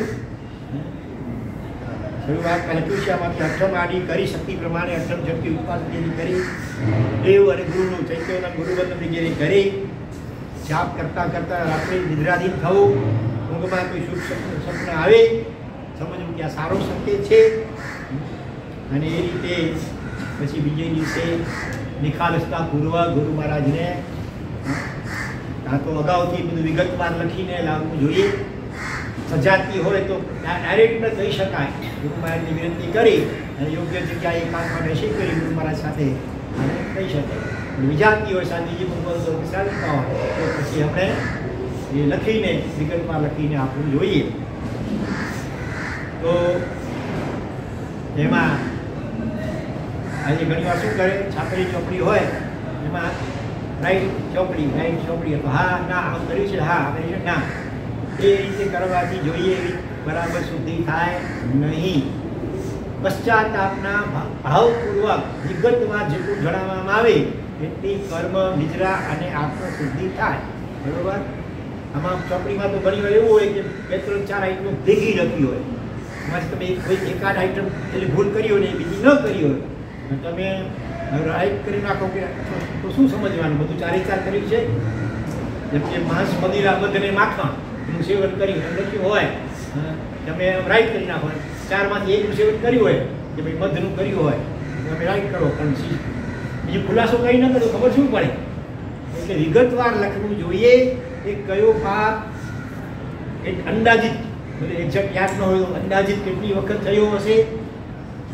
રાત્રિ ભોજન હોય કે કંદમૂળ ભક્ષણ હોય તો આટલા વર્ષો સુધી અમે કરી એ રીતે પણ લખી શકો અંદાજિત 5 વર્ષ 7 વર્ષ 10 વર્ષ સુધી અમે રાત્રિ ભોજન કે કંદમૂળ ભક્ષણ કરેલું છે અને ઓછી વારનું હોય કોઈ 2, 4, 5, 6 વાર હોય તો લખ્યા તો યાદ કરી કહીને અંદાજિત 5 વખત કે 7 વખત આનું સેવન કર્યું છે એ રીતે વિગતવાર લખવું જોઈએ સાથે સાથે એ પાપ તમે સ્વેચ્છાએ કર્યું કે કોઈના દબાણથી કર્યું મિત્ર વિજયના આગ્રહથી કર્યું કુટુંબીજનોના આગ્રહથી કર્યું ઘણીવાર ગર્ભ હત્યા અવર્ષણ કરાવેલું હોય પોતાની ઈચ્છા ન હોય પણ પતિની કે સાસુ વગેરેની દબાણ હોય આગ્રહ હોય પ્રેશર હોય એને કારણે છૂટે કરાવવું પડ્યું હોય તો એ રીતે ખુલાસો કરવો જોઈએ સ્વેચ્છાએ કર્યું હોય તો તે રીતે લખવું જોઈએ કોઈ પાપ કર્યા પછી પશ્ચાતાપ થયો હોય અને કોઈ પાપ કર્યા પછી રાજીપણું અનુભવ્યું એવું તો બની શકે અજ્ઞાનતાને કારણે ક્ષણિક રાજાએ જેમ સગર્ભા હરિનો શિકાર કરીને રાજી થયા તો એક ચીકણું પાપ કરવા બંધાઈ ગયું એ રીતે બધું વિગતવાર લખવું જોઈએ કેટલાકો છે ગર્ભથી લખે ગર્ભમાં 9 મહિના સુધી માતાને મેં આ રીતે તકલીફ આપી વગેરે બાલ્યાવસ્થામાં પણ માતા દ્વારા ઘણી સેવાઓ લીધી મારો સ્વભાવ જીતી ગુસ્સાવાળો હતો એને કારણે પણ માતાને ઘણી મેં હેરાન કરી ભાઈ બહેનને હેરાન કર્યા ઝઘડા કર્યા દેરાણી જેઠાણી સાથે કે દેરાણી ભોજાઈ સાથે કે સાસુ વહુની વચ્ચે ખૂબ ઝઘડા થયા એને માટે મેં આઘાતના વિચારો પણ ઘણીવાર કરી નાખ્યા, એને માટે પ્રયત્નો પણ કર્યા, તું મરી જા તો સારું, કટુ વચનો થયા વગેરે વગેરે જે કંઈ થયું હોય, જેટલી વખત થયું હોય, દેવ ગુરુની આશા થતી હોય, તીર્થોની આશા થતી હોય, તીર્થોમાં અંતરાય વગેરે થયા હોય, અથવા ત્યાં દેરાસરમાં જે મૂકવામાં આવ્યા ફળ નૈવેદ વગેરે એનો નાની ઉંમરમાં અજ્ઞાન અવસ્થામાં એને લઈ લીધા હોય, ભક્ષણ કર્યા હોય, દેરાસરમાંથી રૂપિયાની ચોરી કરી હોય, એવા જે પણ જ્ઞાનની આશા આપતા હોય, અંતરાયનું પાલન આટલા વર્ષ સુધી મેં અંતરાય પાડ્યો નથી અથવા હજી પણ પાડતા નથી વગેરે જે હોય તે જેવું હોય એવું વિગતવાર અને શક્ય એટલા પશ્ચાતાપના ભાવ સાથે ખુલ્લા દિલે એકડા કરવું જોઈએ. જેટલું વિસ્તારથી વિગતવાર જણાવે ને એટલા કર્મો હોલસેલમાં કપતા જાય. ઘણા એવા દાખલા આપ્યા છે કે આલોચના લેવા માટે પગ ઉપાડ્યો છે, તીવ્ર પશ્ચાતાપ છે, હમણાં જઈને જલ્દી બધું જ કહી લઉં મારું અને કઠોરમાં પેલો પ્રાયશ્ચિત લઈ લો, તીવ્ર પશ્ચાતાપ સાથે પગ ઉપાડ્યો, ઘરમાંથી બહાર નીકળવા ગુરુ પાસે જવા માટે, અને ત્યાં કેવળ ગાંધી કેમ થયું? તીવ્રતમ પશ્ચાતાપ અંદરમાં હતો અને મારે કઈ છુપાવવું નથી, બધું વિગતવાર કહી દીધું છે મારે, અને કઠોરમાં બરાબર પ્રાયશ્ચિત મારે લેવું છે. આવું ક્યારે ભાવ આવે? તીવ્રતમ પશ્ચાતાપ થયો હોય ત્યારે. એટલે એને કારણે હજી ગુરુ પાસે પહોંચ્યા ન હોય, હજી કંઈ જણાવ્યું નથી, પણ હૃદયમાં ભાવ સાચો છે કે મારે કાંઈ છુપાવવું નથી અને કઠોરમાં કઠોર મારે પ્રાચી લેવું છે. તો એવા ભાવ સાથે પગ ઉપાડ્યો ને કેવલ ના, એટલે હજી ગુરુ પાસે પહોંચ્યા હોય, દર્શન ખાલી કર્યા, વંદન કરતા કેવલના થઈ ગયું હોય, અથવા બોલવાની શરૂઆત કરી હજી પૂરું બોલી નથી શક્યા, થોડું બોલ્યા છે, અંદરમાં પશ્ચાતાપનો ભાવ એટલો તીવ્ર છે કે બોલતા બોલતા થઈ ગયું હોય કેવલ જ્ઞાન. કેટલાકને આલોચના લીધી અને આલોચના વહન કરતા જે પ્રાયશ્ચિત મળ્યું હોય એ વહન કરતા કરતા હૃદયમાં એટલો તીવ્ર પશ્ચાતાપનો ભાવ વધતો ગયો કે હજી પૂરી આલોચના થઈ પણ ન હોય, અધૂરી થઈ છે ભલે, પણ તીવ્ર પશ્ચાતાપને કારણે વચમાં કેવલના થઈ ગઈ હોય. આવા અલગ અલગ અનેક દાખલાઓ પણ શાસ્ત્રમાં આપેલા છે. અને જે ભાગ્યશાળી આત્મા નિર્દંભ ભાવે નિખાલસતાથી કંઈ પણ છુપાવ્યા વિના આલોચના લે, પછી ભલે ને ભૂતકાળમાં ગમે એટલા છેલ્લામાં છેલ્લી કક્ષાના કેવા એવા કોઈ પાપો થઈ ગયા હોય તો પણ શાસ્ત્રકારો એને વંદનીય કહે છે, વંદનીય. ગમે એવા પાપો થઈ ગયા હોય, પાપ તો કોનાથી પ્રતિષ્ઠા સદમસ્ત દશા જ આપણી એવી છે કે ઓછે વખતે હશે પાપો તો થતા જ હોય, પણ પાપ કર્યા પછી પશ્ચાતાપ આલોચના લેવાના કેટલા હોય? બહુ થોડા હોય. શાસ્ત્રકારો કહે છે માસખમણના પાલને માસખમણ જેવી તપસ્યા કરવી એ એટલું અઘરું નથી, એના કરતાં પણ અઘરું શું છે? નિર્દંભ ભાવે નિખાલસતા અને પશ્ચાતાપ પૂર્વક પોતાના તમામ પાપોનું પ્રગટીકરણ કરવું ગીતાની પાસે આ અઘરામાં અઘરું છે. ચક્રવર્તીને કહેવામાં આવે તો કદાચ પોતાનું રાજ્ય સોંપી દેવા તૈયાર થઈ જાય, આલોચના અહમ નડે, જીવનો ઈગો નડે ને કે પછી મારા માટે શું વિચારશે ગુરુ મહારાજ, કદાચ કોઈ વાત મારી કોઈક રીતે લીક થઈ જશે તો ગુરુ મહારાજના પેટમાં નીકળી તેને ક્યારેક કોઈકની શાહ થઈ જશે તો આવા વિકલ્પો જીવ કરે. અને એને કારણે લજ્જાથી કે ભયથી કે આ અહંકારથી કે જે આલોચના લેતા મોટે ભાગે અટકી જતો હોય છે. અને કદાચ લે તો પણ ઉપર અમુક વાતો લે ને અમુક જે ખરેખર કહેવા જેવી હોય એ ન કહે, ઝીણી વાતો કહે. ગુરુને પણ લાગે બહુ કેટલું સૂક્ષ્મ આલોક લઈ રહ્યો છે, પણ ખરેખર મોટું પાપ જે કર્યું હોય એ સાઈડમાં રાખી જાય તો પછી એ આલોચના સમ્યક થઈ કહેવાય નહીં. એટલે આવું કોઈ માયા કપટ દંભ વગેરે કરવો નહીં. નાનું બાળક જેવી રીતે પોતાની માતા પાસે જેવું બન્યું તેવું કહું તેમાં કશું ખોટું નથી. રત્નાકર પછી કહ્યું ને જો બાળકો મા બાપ પાસે બાલ ક્રીડા ન કરે ને મુખમાંથી જેમ આવે તેમ શું નવો ઉચ્ચરે, એમ જ તમારી પાસકાર આજ ઘોડા ભાવથી જેવું બન્યું તેવું કહું એમાં કશું ખોટું નથી. હા, ભગવાન પાસે પછી વાત પહેલા તો ગુરુ પાસે લેવી જોઈએ. ગીતાર્થ ગુરુ ભગવત આચાર્ય એની પાસે આલોચના લેવી જોઈએ. અરે ન હોય, અતિ દૂર રહેલા હોય અને તમે પહોંચી શકો એમ ન હોય. આજકાલ તો હવે સાધનો થઈ ગયા, ગમે ત્યાં પહોંચી શકો છો કલાકોમાં, પણ જ્યારે એટલા સાધનો પૂર્વે નહોતા અને ગુરુ ભગવાન ગીતાર્થ બહુ દૂર હોય, નજીકમાં કોઈ ન હોય અને તમારી ઉંમર વૃદ્ધાવસ્થા થઈ ગઈ છે અને આલોચના એવાનો ભાવ જાગ્યો છે નથી તો શું કરવું? એને માટે ઓપ્શન 3, 4, 5 અલગ અલગ ઘણા ઓપ્શનો બતાવ્યા છે. શક્ય તો સ્વગચ્છના જે આચાર્ય કર્યો એની પાસે લેવી જોઈએ. બીજા તમે ઓળખતા લો ત્યાં લો તો પછી ફરક પડી જાય. એટલે પશ્ચાતાપ સાચું તીવ્ર થયો હોય તો પછી લજ્જા જરા પણ પાપ કરતા જો જીવે એ જીવતે લજ્જા નથી રાખી તો હવે આલોચના લેતા શરમ કેમ રાખે છે પોતાની જાતને સમજાવવું જોઈએ. સ્વગચ્છને આચાર્યની પાસે લેવું જોઈએ. આચાર્યનો તો ઉપાધ્યાય વગેરે પાસે લઈ શકાય. અને એ બધું ન હોય અથવા બહુ દૂર હોય, શક્ય ન હોય તો પછી અન્ય ગચ્છના પણ એવા જે સુવિધ હિતાર્થ જે હોય શાસ્ત્રોના સારા જાણકાર જે ગંભીર કે આલોચનાતાના ગુણો પણ બતાવ્યા છે, કેવા કેવા લક્ષણોના ગુણ એનામાં હોય એ આલોચના આપી છે. ગમે તે આલોચના આપી શકે નહીં તો એ પોતે દોષના ભાગીદાર બને. અને આલોચનાની વાત સહેજ પણ લીક થઈ જાય તો પણ આલોચના જે આપે છે એને પણ પોતાને ગંભીર પ્રાયશ્ચિત લેવું પડે. એટલે ઘણી મોટી જવાબદારી શાસ્ત્રકારોએ આલોચના આપનારને પણ મૂકેલી છે.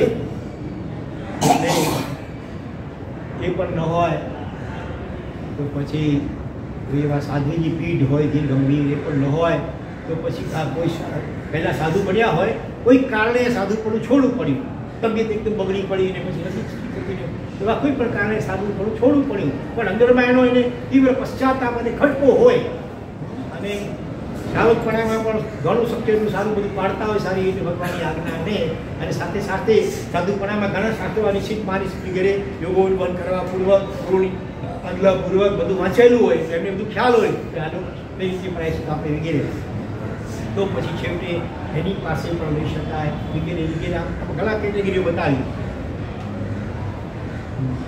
તો પણ આલોચના જરૂર લેવી, સાધુ સાધ્વીએ પણ લેવી, આચાર્ય કે ગચ્છાધિપતિ હોય એને પણ લેવાની. એટલે સુધી શાસ્ત્રમાં એવું છે. હજામ હોય પોતાની હજામત પોતે કરે ન કરી શકે, એ બીજા પાસે કરાવવી પડે એ રીતે હોય એવું છે. તો કંઈ પણ છુપાવ્યા વિના ખાસ ભાવે નિર્દમ ભાવે આલોચના લેવી અઘરું છે, પણ એ કર્યા વિના શુદ્ધિ નહીં થાય. અને શુદ્ધિ ન થાય તો શલ્ય રહી જાય. શલ્ય એટલે કાંટો પગમાં ભોંકાઈ ગયો હોય, બીજું કંઈ ખીલો લાગી ગયો હોય, કાચ વાગી ગયો હોય, કંઈ થઈ ગયો હોય અને તાત્કાલિક જો યોગ્ય ઉપાય દ્વારા નિકાલ ન કરવામાં આવે સંપૂર્ણપણે થોડુંક નીકળે થોડુંક રહી જાય બધું તો કસ આગળ જતાં સેપ્ટિક થઈ જાય, ધનુર્વા થઈ જાય અને માણસ મરી પણ શકે છે. એટલા માટે શાસ્ત્રકારો કહે છે કે સમાધિ મરણ તમારે ખરેખર પામવું હોય અને પછી એના દ્વારા સદગતિ પણ પામવી હોય તો તમારે શલ્યોદ્ધાર, શલ્ય પાપરૂપી શલ્ય, દુનિયા જાણે કે ન જાણે, મા જાણે બાપ અને પાપ જાણે આપ એ જેમ આવે છે ને, તો પોતાનો અંતરાત્મા તો જાણતો એ તો ખટક્યા કરે, કોન્શિયસ કે સબકોન્શિયસ ફાઇટ કર્યા કરે, કરડ્યા કરે કે તે આ પાપ કર્યું છે ઠીક નથી કર્યું. એટલે અંદરના અને કોણ જાણે મારે શું થશે, મારી સદગતિ થશે કે દુર્ગતિ થશે તો દુર્ગતિમાં જવું પડશે તો એ આ અંદરમાં ડંખ અને શંકા રહ્યા જ કરે. એના કારણે એને સમાધિ થાય. જાપ ધ્યાનમાં બેસે તો ચિત્ત ચોંટે નહીં, ભગવાનની ભક્તિ વગેરેમાં ચિત્ત જોઈએ એવું ચોંટે નહીં, સતત મન અશાંત રહ્યા કરે, ડિપ્રેશનમાં પણ ઘણી વાર જીવ ચાલ્યો જાય. એટલા માટે નિખાલસ આવે નિર્મમતાથી આલોચના કરવી જોઈએ. એમાં જો માયા કરવામાં આવે તો એવા પરિણામ આવે. એમાં એક દૃષ્ટાંત તો સુપ્રસિદ્ધ છે કયા સાધ્વીજી ભગવાનનું, લક્ષ્મણા નામના સાધ્વીજી ભગવાનનું એમણે ઉપાસક ક્યાં કેવું આવે છે સંજીવ ભૂમિ જતા ક્યાં કેવું આવે છે પહેલે ઉપાસનમાં હતા બધી સામે કોઈ ઝાડ હશે મારા પારણા કે બારી સામે ત્યાં એક ચકલાનું ચકલીનું જોડું બેઠું હતું અને એ પોતાની રીતે ક્રિયા કરતું હતું. એને જોઈને એક ક્ષણવાર માટે મનમાં વિકલ્પ આવ્યો. આપણો આત્માથી નિમિત્તવાસી છે એટલે હંમેશા સારા નિમિત્તમાં રહેવું, નબળા નિમિત્તોથી બને એટલું દૂર રહેવું. એ સાધુને સતત સ્વાધ્યાયમાં રહેવાનું કહ્યું. જરાક છૂટા નબળા પડ્યા એટલે empty mind is the workshop of devil. નવરું પડેલું મન શેતાનનું કારખાનું જે કહેવાય. નવરો બેઠો નખો ઢવાડે અને મન તો કંઈક ને કંઈક વિકલ્પો કરે. જેવું દ્રશ્ય જોયો તરત મનમાં વિચાર ક્ષણવાર માટે વિકલ્પ આવી ગયો. એવા કેવી મજા કરી રહ્યા છે તીર્થંકર ભગવંતોએ શા માટે આ નિષેધ કર્યો હશે? હા, એ પોતે તો વિતરાગી બની ગયા એટલે એમને કંઈ હોય નહીં તકલીફ એટલે એમ રજા નથી આપી. આવું સહેજ વિકલ્પ ક્ષણવાર માટે આવ્યો, બીજી ક્ષણે અંતરાત્મા જાગૃત થયો. અરે રે કેવું ખરાબ ખોટું વિચારી નાખ્યું, આવું ન વિચારવું જોઈએ. હવે હું શું કરું? મનમાં ખરાબ વિચારે ધોય એની આલોચના લેવી જોઈએ. આલોચના લેવા માટે તૈયાર થાય છે, પગ ઉપાડે છે ને પગમાં કાંટો વાગ્યો એનાથી વળી આ તો અપશુકન થયું નક્કી. હવે એમ લાગે છે કે મારી વાત નીકળી હશે. એના બહુ શીલવંત તરીકેની જબરદસ્ત છાપ હતી. મારા ખ્યાલ મુજબ નાની ઉંમરમાં એ વિધવા બની ગયા હતા અને એકદમ ચુસ્ત શીલ પાડતા, સતત ધર્મ ધ્યાનમાં ઓતપ્રોત રહ્યા કરતા હતા. રાજકુમારી હતા. એના પિતાએ એવી વ્યવસ્થા ગોઠવી આપી જેથી કરીને એનું મન નબળું ન પડે, સતત સુખ પ્રવૃત્તિમાં જોડાયેલું રહે. અને એના કારણે ધીરે ધીરે છાપ બહુ સરસ થઈ ગઈ હતી. એ કદાચ મારા ખ્યાલથી બીજા રૂકમી રાજા માટે, રૂકમી સાધ્વીજી માટે આવે છે આ વાત. પણ આ લક્ષ્મણ સાધ્વીજીની છાપ બહુ પહેલાં સારી હતી. એટલે એને મનમાં શંકા પડી કે નક્કી કદાચ મારી વાત કોઈક રીતે કોઈ સાંભળી જશે તો કહેવાય છે ને કે ભીંતને પણ કાન હોય છે. અને ષટકરણો મંત્ર વિદ્યતે, 6 કાનમાં કોઈ વાત જાય ને એટલે પછી ફેલાયા વગર રહે નહીં, ફેલાઈ જાય. બરોબર? 2 જણા વચ્ચે ઠીક છે, ત્રીજા કોઈ તો સાંભળ્યું એટલે એ મોટે ભાગે શું થાય, જો હું તને કહું છું કે બીજા કોઈને કહેતો નહીં, મને ના પાડવામાં આવી છે, છતાં હું તને કહું છું મિત્રતાના નાતે, તું બીજા કોઈને કહેતો નહીં. બોલો વાળી બીજાને એમ કહે એ મને ના પાડવામાં આવી છે, છતાં હું તમને ખુશી નાથી કહું છું કે બીજા કોઈ કહેતા નહીં. એમ કરતા કરતા વાત આખા ગામનગરમાં ફેલાઈ જાય. અને આવી વાતો, નબળી વાતો જલ્દી ફેલાય. બરોબર ને? એને પાંખ હોય એને પગનો ઉડે, વીજળી વેગે ફેલાઈ જાય. સારી વાતો ફેલાતા વાર લાગે, નબળી વાતો તરત ફેલાઈ જાય. એટલે મનમાં શંકા હતી લક્ષ્મણ સાધુજીએ. નક્કી કોક રીતે વાત એમની ભગવાન ભલે કદાચ ન કહે તો દુર્ગંભીર ઉતરાગ હોય, પણ કોક રીતે ક્યાંક દીક વાત થઈ જશે તો મારી આબરૂના કાંકરા થઈ જશે. આ ઈગો જીવને નડે છે. એને કારણે બીજી બાજુ મનમાં ભય પણ છે. તો નહીં કહું તો મારો સંસાર, મારી સદગતિ કેમ થશે, અસમાધિકરણ થશે તો, દુર્ગતિ થશે તો. હવે એવું પણ છે. એટલે પછી એમણે શું કર્યું, મચલો રસ્તો કાઢ્યો. જેમ સરકાર કાયદાઓ ઘડે અને તમે વેપારીઓ વચલા છટકબારીઓ કાઢતા રહો, દરેક નુકસાન થઈ જાય. છટકબારી સાથે એમણે સાધી શું કહ્યું ભગવાનને, કોકને કોઈને આવો વિચાર આવે, કોઈ સાધુ સાધ્વીને, તો પછી એને શું પ્રાયશ્ચિત આવે. ભગવાન તો સર્વજ્ઞ હતા, જાણતા હતા, પણ કોઈનું મર્મ ઉઘાડે નહીં. જ્યાં સુધી પોતે કબૂલ કે નહીં, ત્યાં સુધી કહે નહીં કે ભાઈ આ તો તમને પોતાને વિચાર આવ્યો છે, બીજાને નામે કેમ લો છો, આવું નથી. અને જે હતું તે કહ્યું. અને લગભગ 50 વર્ષ સુધી એમણે ઘોર તપસ્યા કરી. શું તપસ્યા કરી? અને એ બાળ વિધવા હતા લક્ષ્મણ સાધુજીના ઉંમરમાં. એ 10 વર્ષ સુધી છઠ, અઠમ, 4 ઉપવાસ વિગે. છઠના પાણે છઠ કરી, અઠમના પાણે અઠમ, 4 ઉપવાસ 4 ઉપવાસ. 10 વર્ષ સુધી, 2 વર્ષ સુધી માત્ર મૂંઝેલા ચણા, મૂંઝેલા ચણા ખાલી ખાવાના, બસ એક ટાઈમ. પછી 16 વર્ષ માસક શ્રવણને પારણે માસક શ્રવણની તપસ્યા કરી. 16 વર્ષ. પછી 20 વર્ષ સુધી શ્રવણ આંબીલ કર્યા. આટલી તપસ્યા કરી અને છતાં પણ ઓલું શલ્ય બીજાને માની લીધું. મને આવો વિચાર આવી ગયો, એનું કૃપા કરીને પ્રાયશ્ચિત આપો, પશ્ચાત આપો, આવું ન કહ્યું. પરિણામે જોઈએ શુદ્ધિ થઈની અંદરમાં શલ્ય રહી ગયો અને આયુષ્ય પૂરું કરી અને વેશ્યાના ઘરે નોકરણી તરીકે જન્મ થાય છે. માથે વાળ પણ નહોતા, ટકો હતો, ખંડોષ્ઠા એવું નામ હતું. પછી ત્યાંથી પણ ભાગી જાય છે અને નંદા પુત્ર નામે કોઈ માણસ એની બીજી પત્ની તરીકે થાય છે બીજા રોમાં. અને પ્રથમ પત્ની જે હતી એને શું કર્યું, ધગધગતા લાકડા સળગાવી અને એને મારી નાખી. મરીને 6ઠ્ઠી નરકે, સ્ત્રીઓ વધુમાં વધુ 6ઠ્ઠી નરકની શકે, 6ઠ્ઠી નરકમાં જવું પડ્યું. ત્યાંથી આગળ વળી એક ભાવ કરી અને 6ઠ્ઠી નરકમાંથી નીકળી પૂતળી બની, પૂતળી. અને ત્યાં ભેંસની લાત લાગી પૂતળીને અને જખમ થઈ ગયો, એમાં કીડા પડ્યા. 10 વર્ષ સુધી એ કીડાની પીડાઓ સહન કરી આયુષ્ય પૂરું કર્યું. 99 વાર કાચા ગર્ભ, એ ગર્ભ ઉત્પન્ન થાય કારણ કે 9 મહિના પૂરા થાય એના બાદ ગર્ભ પડી જાય, એવું 99 વાર બન્યું. પછી એક દરિદ્ર ગોવાળિયાને ત્યાં, ગરીબ ગોવાળિયા ત્યાં જન્મ થયો. પછી એવી રીતે કરોડા કરોડ ભવોમાં, ભવાંતરોમાં એને માતાનું સ્તનપાન ન મળ્યું. માતાને દૂધ આવે છે કંઈ પણ એવું થઈ જાય અને એવું થયું. પછી ઘણા ભવો પછી એકવાર ડાકણ પણ બની અને પછી વળી ખૂબ દુઃખી મનુષ્ય બની ત્યાંથી વળી 7મી નરકે ગઈ અને એમાં ખાડા હળ નામનો નરકાવાસ, એમાં 7મી નરકમાં ઉત્પન્ન થઈ. ત્યાંથી આયુષ્ય પૂરું કરી અને વાંઝણી ગાય તે રીતે ઉત્પન્ન થઈ. ત્યાં તાંડવમાં પેટવાળી ગાય ઘૂસી ગઈ અને એવા હિંસક જે પક્ષીઓ હતા ચાંચ દ્વારા એ ગાયને આમ ફોલી ખાય છે, એનો ઉપસર્ગ સહન કરે છે. ત્યાંથી આયુષ્ય પૂરું કરી જંગલમાં ચંદ્રકોશિક નાગની જેમ દ્રષ્ટિ સર્પ બને છે. ત્યાંથી મરીને 5મી નરકમાં જાય છે. આમ કરતા આગળ ભમી અનેક લોકો સહન કરે અને ત્યારે આવતી 24મીમાં પદ્મનાભ સ્વામી, આ થયું વાત છે 80-84 પહેલા, આ 24થી 80મી 24 પહેલા આ લક્ષ્મણ સાધ્વીજી ગયા હતા. અને હવે આવતી 24મીમાં પદ્મનાભ સ્વામી પહેલા તીર્થંકર થશે. એમના શાસનમાં ઉપજા કુબુરી તરીકે પાઈ થશે. બધાને એકદમ અડખામણી અને એને ઊંધા ગધેડે બેસાડીને પણ ખૂબ એને કદર્શના કરવામાં આવી. જંગલમાં ભાગી જાય છે. જંગલમાં કોઈ છછુંદર કરડે છે અને એના ડંખના કારણે એના શરીરમાં ઘણા રોગો ઉત્પન્ન થઈ જાય છે.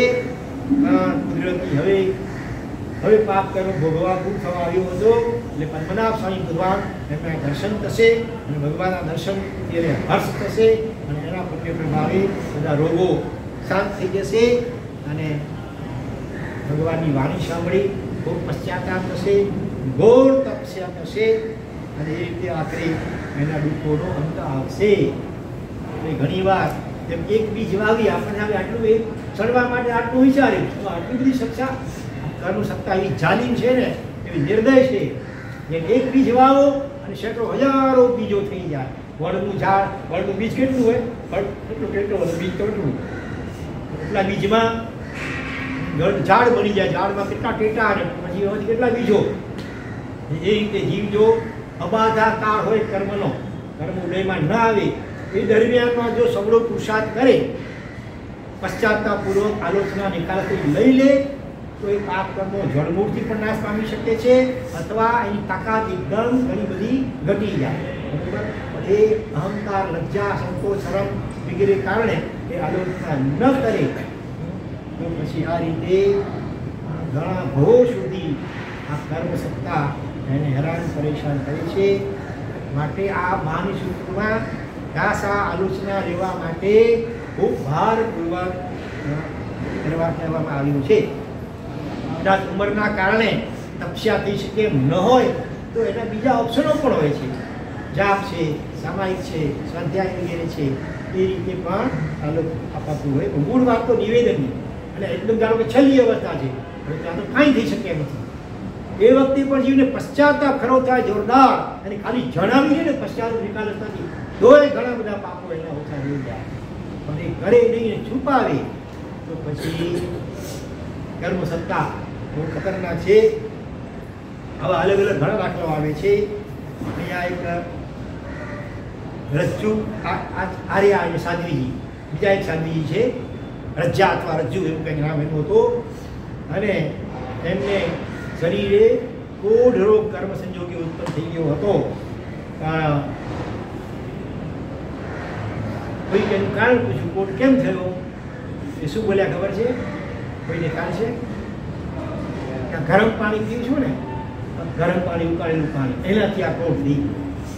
આવું સૂત્ર વિધાન શાસ્ત્ર વિરુદ્ધ એમણે આવું વચન બોલ્યા અને એ સાંભળી કરીને જે સાધુજીઓ ગભરાઈ ગયા, આવું બાપરે તો પછી આપણને પણ કોઢ થશે તો એમણે અછિત પાણી પીવાનું છોડી દીધું. પણ એક સાધુજી હતા એટલે લાગે કે આમની વાત બરાબર નથી, આવું ન હોય કંઈ. ઉકાળેલા પાણી પીવાથી કોઢ રોગ મટી જાય ઘણા, એને બદલે આવું કેમ બોલે છે? એટલે એમણે અછિત પાણી પીવાનું ચાલુ રાખ્યું અને આગળ જતાં એટલો તીવ્ર વૈરાગ્ય થયો અને આગળ જતાં એમને કેવળ જ્ઞાન, બીજા સાધુજી જેમણે આમની વાત સ્વીકારી નહીં અને અચિત પાણી ઉકાળેલું પાણી પીવાનું ચાલુ રાખ્યું, આગળ જતાં એમને કેવળ જ્ઞાન થઈ ગયું. એમને પૂછવામાં આવ્યું આ સાધુજીને આ રોગ કેમ થયો છે? એમને કીધું તો પિત્ત, શરીરમાં પિત્ત રોગ, પિત્ત વધી જાય અને બીજું કંઈક કરોડિયાથી યુક્ત આહાર, ભોજનમાં આહારમાં કોઈ રીતે કરોડિયો આવી ગયું તો એના કારણે પણ યોગશાસ્ત્રના અમુક પ્રકાશમાં આવ્યું છે યુકા કુરિયા જલોદર, યુકા એટલે જુ એ લીક પેટમાં આવી જાય તો જલોદર થાય, કીડી આવી જાય તો સ્મૃતિ યાદ શક્તિનો નાશ થાય. અલગ અલગ બધા કારણો બતાવ્યા છે. તો આમાં કરોડિયો ખોરાકમાં પડી ગયો હતો. એક તો પિત્ત શરીરમાં વધારે હતું અને એમાં કરોડિયાયુક્ત આહાર થઈ ગયો અને એના કારણે આ કોઢ રોગ ઉત્પન્ન થયો છે. પછી એમણે પ્રાયશ્ચિત માગ્યું છે. તો હવે મને પ્રાયશ્ચિત આપો. કેવડી ભગવંતે કહ્યું આ તમારા એવો તમે ગંભીર વિરુદ્ધ આચવા બોલ્યા છો જેમાં કારણ બીજા કેટલાય ગાંધીજી ભગવંતોએ પણ આ છોડી દીધું અને એનું પ્રાયશ્ચિત સંપૂર્ણ સુધી નહીં થાય. તમારે કેટલા કર્મ એવા ભોગવવા જ પડે. ચીકણા કર્મ એવા બંધાઈ ગયા હોય તો ભોગવ્યા સિવાય છૂટક્યો નહીં થાય. એટલે અનંત કાળ સુધી એમને સંસારના અનેક દુર્ગતિઓમાં પરિભ્રમણ કરવું પડે છે.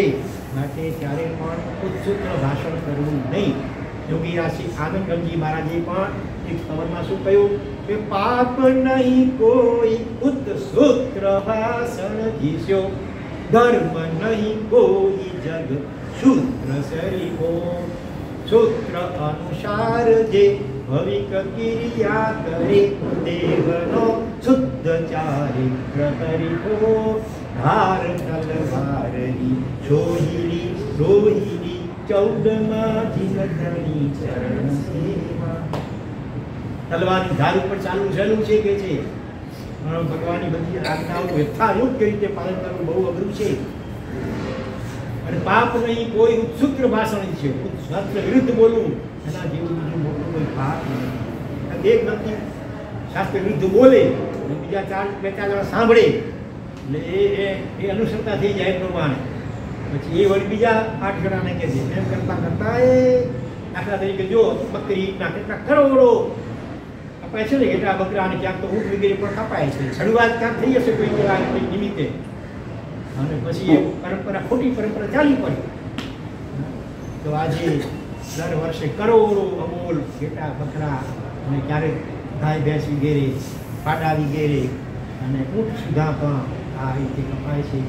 પરંપરા શરૂઆત કરનારને કેટલો પાપ લાગ્યો હશે. એટલે ઉત્સુત્ર ભાષણ જેવો કોઈ પાપ નથી. માટે હંમેશા કોઈ પણ વિષયમાં વણ માંગી સલાહ આપવી નહીં, વગર પૂછે અભિપ્રાય આપી દેવો નહીં અને કોઈ જેમ તેમ બોલતા તેમાં ટાપસી પુરાવવી નહીં. દાખલા તરીકે કોઈ એમ કહે કે ભાઈ આ કાળમાં રાત્રિ ભોજનમાં પાક હોય હું માનતો નથી, ભગવાને નિષેધ કર્યો તે કાળની અપેક્ષા બરોબર હતું કે જ્યારે આ ઇલેક્ટ્રિસિટી નહોતી અને દીવાના ઝાંખા પ્રકાશમાં રાત્રે ખાવામાં આવે તો જીવજંતુ અંદર પડી જાય, નુકસાન થાય એટલે એને રડતું નિષેધ કર્યો બરોબર. આ કાળમાં હવે તો રાત્રે પણ નિષેધ દિવસ જેવી લાઇટો ફ્રન્ટ લાઇટો જોરદાર હોય છે એટલે આ કાળમાં હવે રાત્રિમાં પાક હોય હું માનતો. એ બોલે આવું સૂત્ર ભાષણ થયું અને એમાં સાંભળનાર ટાપસી પુરાવા સાચી વાત છે, મને પણ એમ જ લાગે છે. અને પછી એક બકરું બે કરે ખાડામાં, પછી એની પાછળ 100 ઘેટા બકરા બે કરતા પડે ખાડામાં. આવું થઈ જાય. એટલે સૂત્ર ભાષણ જેવું કોઈ પાપ થયું નથી.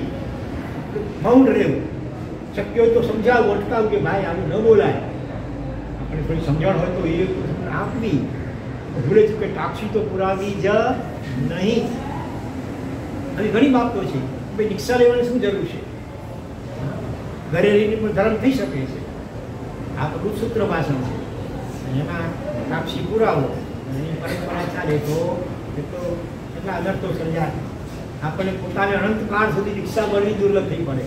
અનંત ઘણું સુધી સાધુ સંતોનો યોગ પણ મળવો દુર્લભ થઈ જાય. જીત શાસનની પ્રાપ્તિ પણ દુર્લભ બની જાય અને નરકને નિગોદ વગેરેમાં ફટકું પડી વધારા. એટલે વડ માંગી સલાહ આપવી નહીં અને અન્ય એટલું ઓછું બોલવું. જે વસ્તુમાં આપણને ક્લિયર ખબર ન હોય ગુરુમાનને પૂછીશું એ છે કે પ્રમાણ આપણે કંઈ બહુ નથી સારું કહી દેવાનું, પણ પોતાની ખબર ન હોય અધૂરી અધકચરી ખબર હોય ને જેમ તેમ આપણે માફી નાખીએ તો એના કર્મ બંધાઈ જાય. આવો એક દાખલો આવે છે. એક આચાર્ય ભગવાન એકદમ ચુસ્ત હતા, બહુ સુંદર સંયમ પાડતા હતા અને એને કારણે તીર્થંકર નામ કર્મના દલિકો એકત્રિત કરી દીધા હતા. જે નિકાસી તો બન્યા, તીર્થંકર નામ કર્મ બંધાયું. અને કેટલું કેવું ઊંચું જીવન હશે એનું સંયમ કેટલું ઊંચું. કબલપ્રભ એનું નામ હતું. અને એક વખત એવું બન્યું, એમનું ચુસ્ત સંયમની વાતો સાંભળીને ગાંધીજી ભગવાનને અત્યંત અહોભાવ થયો અને આમ એકદમ ભાવથી આમ કળશી આપીને વંદન કરે છે ને વંદન કરતા કપડાનો છેડો કે કંઈ હાથ અડી ગયો અત્યારે ભગવાનના પગને ભાવાવેશમાં આવી જાય છે ભાવાવેશમાં ત્યારે કંઈક થઈ જાય આશે કોઈ ફોટો ખરાબ નહોતો પણ આમ થઈ ગયો ભાવાવેશમાં એ વખતે કેટલાક શિથિલાચાર્યો પણ હતા ને જે શિથિલ પાડનારા અને ઈર્ષ્યા થાય ને કોઈ સારું પાડતો હોય ને એની વાહ બહુ થાય બીજા ઈર્ષ્યા થાય એ તો ચિત્ર જોતા હોય મોકો મળે છે તો પછી ઢંઢેરો પીટી નાખીએ કુદરતી કોઈક નજર પડી ગઈ હશે કે શાંતિજીનો પગ એને સાહેબ કંઈ કઢાઈ ગયો પછી બધાને વાત ભેગા કર્યા બધાની વચમાં પછી પૂછ્યું તો વિમાસણથી શું કહેવું હવે અને એ વખતે સહેજ એવું બોલી ગયા કે ભાઈ શાસ્ત્રમાં અપવાદ પણ હોય છે ઉત્સર્ગ પણ હોય ને સાથે અપવાદ પણ હોય એમ કહીને પોતાની ભૂલ અથવા જે ભલે અનાયાસ થઈ ગયું હતું પણ એનો બચાવ કરવા કોશિશ કરી કબૂલ ન કર્યું કે ભાઈ થઈ ગયું આ રીતે કંઈ જાતની જે કર્યું હતું એમને એવું કહેવા જઈશ તો આગળનો સ્વીકારશે નહીં અને બીજું પછી ઉમેરીને બહાર રેગડી પ્રચાર ખૂબ કરશે અને અત્યાર સુધીમાં જે મારી યશકીર્તિ મારી ફેરાઈ છે એમાં પાણી ફરી પડશે એટલે થોડો ઈગો નડ્યો આ રીતે અને એમણે થોડોક આ રીતે પોતાનો બચાવ કરવાનો પ્રયત્ન કર્યો પરિણામે પણ કહે છે કે તીર્થંકર નામ કરવા હલી બંધાયા હતા ને એ વિખેરાઈ ગયા અને ખૂબ દીર્ઘકાળ સુધી એમને પણ સંસારમાં પરિભ્રમણ કરવું પડ્યું અનંતકાળ સુધી નરક વગેરે દુર્ગતિઓમાં ભટકી ઠેઠ હવે આવતી 24મી એટલે આપણા ત્રેવીસ પાર્શ્વનાથ ભગવાન એમના સમયમાં પછી એમનો મોક્ષ થયો એટલે આ દૃષ્ટાંતો જે જૂનું પ્રાચીન છે પણ આચાર્ય હોય તો પણ કર્મને નહીં શરમ કોઈ નહીં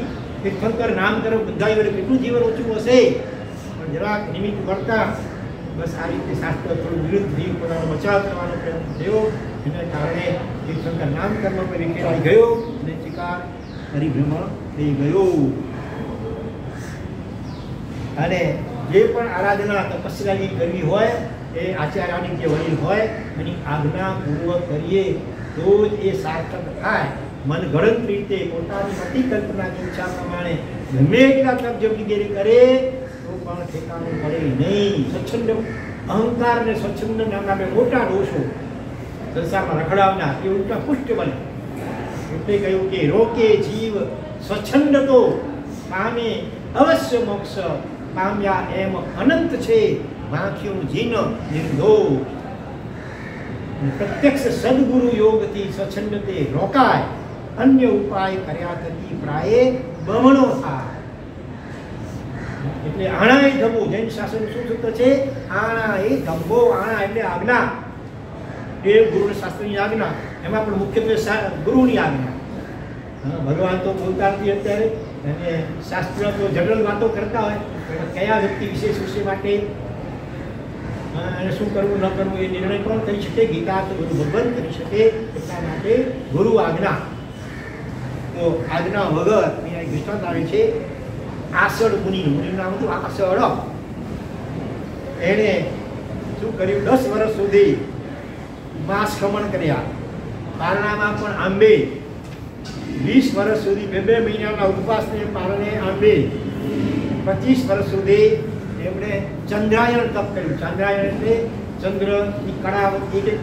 એકમના એક કોળી બીજના 2 કોળિયા વધતું જાય વળી પાછા વળી પાછું ઘટતું જાય 15 કોળિયા સુધી પહોંચ્યા એ 14, 13, 12 કરતા 1 કોળિયા સુધી આવે આમ ચંદ્રાયણ આવું કંઈક હોય છે 8 વર્ષ સુધી 6 અમને 4 ઉપવાસ કર્યા અને છતાં પણ આ તપસ્યા એટલી હતી જો ગુરુની આજ્ઞાપૂર્વક કરી હોત ને તો નવ ગ્રેવેક અથવા એનાથી ઉપર પંચ અનુત્તર યુવાનો છે ત્યાં એ લઈ જઈ શકે એવી તપસ્યા કરી પણ સ્વચ્છંદતા એ કરી ગુરુની આજ્ઞા વગર કરી ગુરુએ કોઈ કારણે છે અટકાવવા પ્રયત્ન કર્યો હશે પણ જાણકારી એવું નહીં ગુરુ મૌન રહી જાય અને એ રીતે સ્વચ્છંદપણે આટલી ઘોર તપસ્યા કરી તો પણ વાણ વેંતરમાં એવું તો આપણે 4 પ્રકાર વેંતર આપણે જોઈ ગયા બરોબર ને ભવન પછી વેંતરનો બીજો પ્રકાર વાણ વેંતર જ્યોતિષી અનવિમાની એમાં વાણ વેંતર કુંભની સામાન્ય દેવગની ગોઠવણ થયા એવી રીતે આ દૃષ્ટાંત આપીને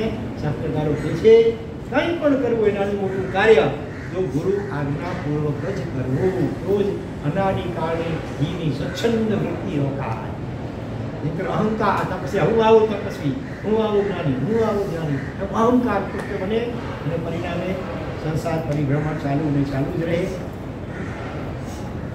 શાસ્ત્રમાં ત્યાં સુધી કહ્યું કે શ્વાસ પણ લેવું હોય, આંખની પાંપણ હલાવવાની હોય, હા, તો પણ ગુરુની આજ્ઞા વગર નહીં. તમને થશે કે ઇમ્પોસિબલ. ત્યારે ઘડી ઘડી હલ્યા કરે તો આ કઈ રીતે આજ્ઞા લઈ શકાય? શ્વાસ તો સતત ચાલ્યા કરે છે, ઘડી કઈ રીતે આજ્ઞા લઈ શકાય ઘડી ઘડી? એને માટે શાસ્ત્રકારોએ ઉપાય બતાવ્યા છે. ખબર છે ને ઉપાય? શું ઉપાય છે? શું કહેવાય?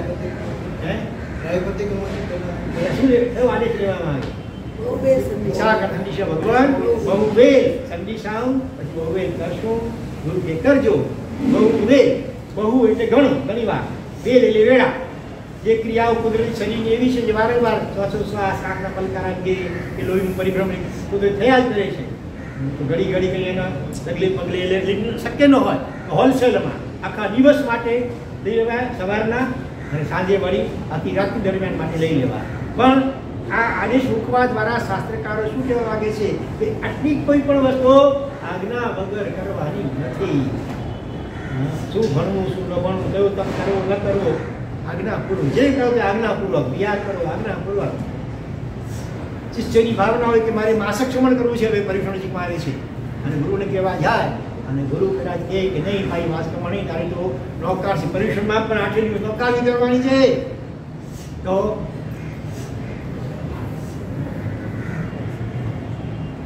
શું શિષ્ય હોય તો કહે અને એને નોકારસી કરવા છતાં માસ કમળથી વિશેષ લાભ થાય. આજ્ઞા પાલન કરી સત્સંગ મૂક્યો અને નહીં તો માસ કમળના પાને માસ કમળ કરે ઝીરો, ચોપડી ઝીરો નહીં માઇનસમાં જાય. ખોટું વધારે કરો બધા સ્વચ્છંદતાને કારણે. આ રીતે આણાએ ધમો. થોડા જ વર્ષો પૂર્વની સત્ય ઘટના કહું તો એક માણસ ઉડે નવી સુરી સમુદાય, એમાં ઉડે સુરી થઈ ગયા. એમણે નિષ્કાળ લેવા ગયા. નિષ્કાળ પોતાની બધી નક્કી કે ન કરાય. ગુરુ કદાચ જે કે ઉપવાસ આંબી લેતા બેઠો નોકારી જે ગુરુ કે સાહેબ આજે સનું નિષ્કાળ કરવું આપણે યોગ્ય લાગે આપો, ગુરુ નિર્ણય કરવાનો હોય. પણ આની તબિયત નહોતી અથવા આગળ કંઈક મોટી તકલીફ ચાલતી હતી એટલે પારણું બસે કંઈક, એટલે પારણાની રીતે કંઈક નોકારસી કે બેઠું કે એવું કંઈ પછા લેવા ગયા અને ગુરુ પણ ત્રિલોચન સુરી પણ હતા. ત્રિલોચન સુરી માટે એમ રાખ્યો છે, ત્રિલોચન સુરી રાખ્યો છે. એમના ગુરુ મહારાજ યશોદેવ સુરી, સૌરાષ્ટ્ર દેશી, એમ 36 કરોડ અવતાર જેટલા હતા. એમણે કહ્યું આ જો 16 ઉપવાસ તો પછી વિકાસનું બેસનું કે નોકાર છે એવું કંઈ પછાડવા ગયા. પારણું બધું આગળ છે તક છે હાજી 16 ઉપવાસ, કોઈ વિકલ્પ નહીં કે ભાઈ તબિયત બધી બરાબર, હમણાં કક્ષાપતિ ચાલુ છે, પછી અનુકૂળ કાંઈ કરી શકશો જ નહીં. નો આર્ગ્યુમેન્ટ. લશ્કરી શિસ્ત કેવું હોય એનું જેમ શાસન એટલે અનુશાસનથી ચાલે. ક્રાંતિ સિવાય બીજી વાત નહીં. 16 ઉપવાસ થઈ ગયા પૂરા. હવે પછાડ લેવા ગયા.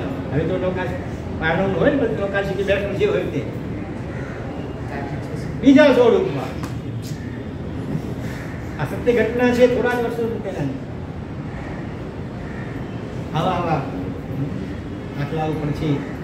ઉદયસૂરીનો દાખલો પણ બોલી ગયો કે નેમિસૂરીને કંઈ શરદીની તકલીફ હતી ને કંઈ વૈદ્ય સૂચ્યું છે જરાક છેટી લેવા શું રાત્રે સૂતા પહેલાં જરાક શિષ્ય હતા ઉડે, પછી આચાર્ય બને ઉદયસૂરી. પણ કેટલા વિનયવાળા હતા. નેમિસૂરી કે જરાક ત્યાંથી ડબ્બી લઈ આવો. ડબ્બી લેવા ગયા, આ બાજુ જોકું આવી ગયું, ઊંઘ આવી ગઈ અને ડબ્બી લઈને આવ્યા, જોયું ગુરુ બાજુ ઊંઘમાં છે એટલે આરામમાં છે. જગાડ્યા નહીં, ડબ્બી લઈને ઉભા રહી ગયા. આપણે હોય તો ઉભા રહી કેટલા ઉભા રહીએ, સુઈ ગયા તો આપણે હોઈ જઈએ. બેઠા એ નહીં, ઉભા રહ્યા. 2-3 કલાક પછી સહજપણે જ્યારે એની ઊંઘ ખુલી હશે, ચંદ્રનો આછો પ્રકાશ આવતો હશે ત્યારે કોઈ છે કોણ છે કે હું ઉડે આપણે ડબ્બી મંગાવી હતી ને બાજુ. ત્યારે ગુરુને ખ્યાલમાં આપણે ડબ્બી તો મેં મંગાવી હતી ઊંઘ આવી ગઈ. આવા શિષ્યો ઉપર ગુરુને કેટલો અહોભાવ સંતોષ થાય ન થાય, લાગણી કેટલી થાય, એટલી કૃપા વર્ષે એના ઉપર તારી ખાંગે. આવા શિષ્ય બનવાનું વિધાન શાસ્ત્રકારો કહે છે. આવી રીતે આજ્ઞા પાલન કરજો. બરોબર.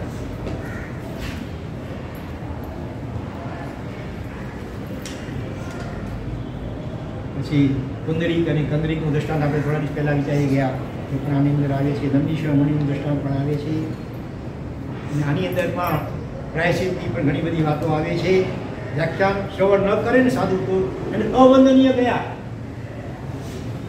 હા, સાધુ હોય વ્યાખ્યાન ચાલતું અને વ્યાખ્યાન ન સાંભળે તો આ સૂત્રમાં મેં વંદન નહીં કરવાના એ શું કહી ભલે અપવાદ હોય એમાં એકાંત નહીં સમજવાનું હોય. તમે પકડી લઈએ તો આ પણ મહત્વ બતાવ્યું. એ શાસ્ત્રનું કે ગુરુનું એક પ્રકારનું અવિનય કહેવાય. સાંભળવું જોઈએ. જે ઉપાશ્રયમાં પ્રવેશતા નિશિહી ન કહીએ. પૂરી મઠનું પછા પૂરી મઠ એટલે અડધો દિવસ બધા 12:30 1 વાગે ત્યારે આવે લગભગ. બરોબર. ગયા વાગે નિરાસર આવશ્યકીને જવું જોઈએ. ધોતી બોલવાની પણ ક્યાંય કોઈ કારણે બહાર જવું પડે આવશ્યક બોલીને જવું જોઈએ. અચ્છા, જો નિરાસરમાં પ્રવેશતા નિશી બોલવાનું હોય, ઉપાસમાં પ્રવેશ કરતા પણ નિશી એટલે નિષેધ. નહીં કરવું, નહીં કરવું, નહીં કરવું. હવે બીજા કોઈ સાંસારિક આડાવડા વિચારવાની વર્તન નહીં કરવું. નિરાશક કે ઉપાસક શબ્દ સિવાય ના. એ ન બોલે તો પણ પૂરી મધ્યનું પ્રાયશ્ચિત આવે. પછી ધોતી ઓરી લાવ્યા હોય અને સાથેના સાધુઓને આપ્યા વિના પોતે એકલા વાપરી લે તો પણ પ્રાયશ્ચિત આવે. છઠ્ઠું પ્રાયશ્ચિત. હા, 2 થી વધુ વિગયો વાપરે. 6 વિગય છે એમાંથી 2 થી વધુ વિગયો વાપરે તો પણ 5 નિવીનું આવે. નિષ્કારણ વિગય વધુ વ્યક્તિ વાપરે તો પણ 8મું પ્રાયશ્ચિત.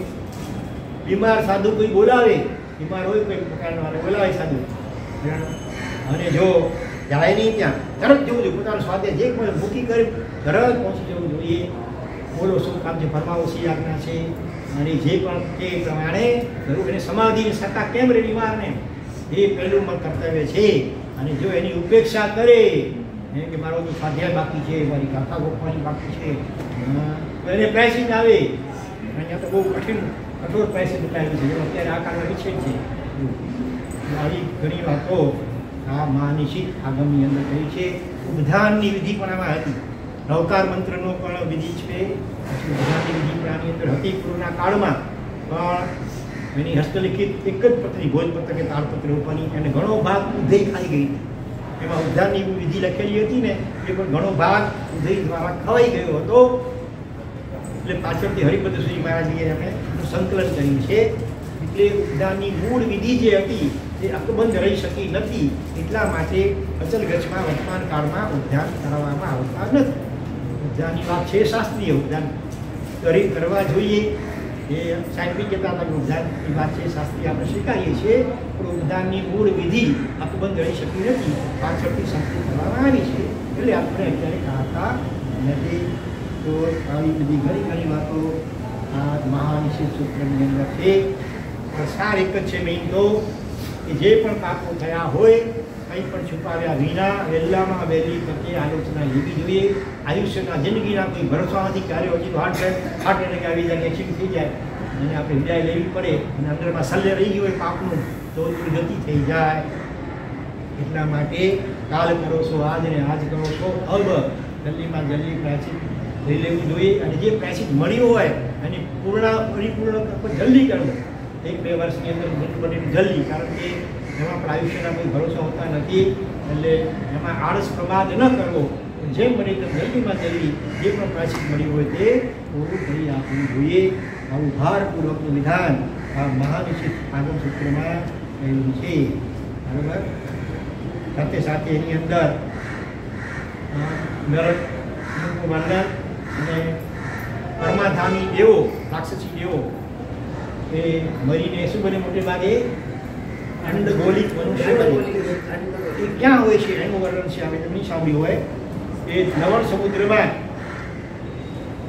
ઘણું અંદર જઈએ પછી આની સપાટીથી 7.5 યોજન ઊંચું જમીન ઊંચી છે ત્યાં. અને ત્યાં એ સ્થાનનું નામ છે પ્રતિસંતાપદાયક. પ્રતિસંતાપદાયક નામનું સ્થાન છે. ત્યાં 46 જેટલી ગુફાઓ છે. બરોબર, લવણ સમુદ્રમાં ઘણું અંદર જઈએ ત્યારે પ્રતિસંતાપદાયક અનુષ્ઠાન જે પાણીની સપાટીથી 7.5 યોજન જેટલું ઊંચે છે, તેમાં 46 જેટલી ગુફાઓ છે. ત્યાં એ અંડગોલિક મનુષ્યો રહેતા હોય છે. મુખ્યત્વે ત્યાંથી 3100 યોજન દૂર રત્નદીપ છે. 3100, 3000 ની ઉપર 100. અને ત્યાં જે મરજીવાઓ વગેરે હોય, સમુદ્રમાંથી જેને મોતી રત્નો વગેરે લેવા હોય તો તેઓ આ અંડગોલિક મનુષ્યોને પકડવા માટે યુક્તિ કરે. બહુ કડાવર કાયા હોય, વજ્ર જેવી કઠોર હાડકાઈના હોય અને તાકાતની બહુ હોય. એમને એ બધું માંસ અને મદિરા અને બધ એમને બહુ પ્રિય હોય. એમને પકડવા માટે વાહન વગેરેમાં બેસી કરી રત્નદીપના મનુષ્ય કેટલા 3100 યોજન છે ત્યાંથી આવે આ બાજુ. અને એ મનુષ્યોની ગંધથી આ લોકોને ખબર પડી જાય. અંડગોલિક મનુષ્યોને એટલે મારવા માટે દોડે. ત્યારે પેલા લોકો શું કરે, રસ્તામાં આ પેકેટ ફેંકતા જાય માંસ મદિરા અને મધના, અને એ ખાવા માટે રોકાય. કેટલી વારમાં પોતાના વાહનને ઝડપથી પાછળ હંકારી જાય. આ લોકો ખાઈ લે, વળી પાછી આની પાછળ દોડી પકડવા માટે અને આમ લલચાતા હે રત્નદીપ સુધી લઈ જાય.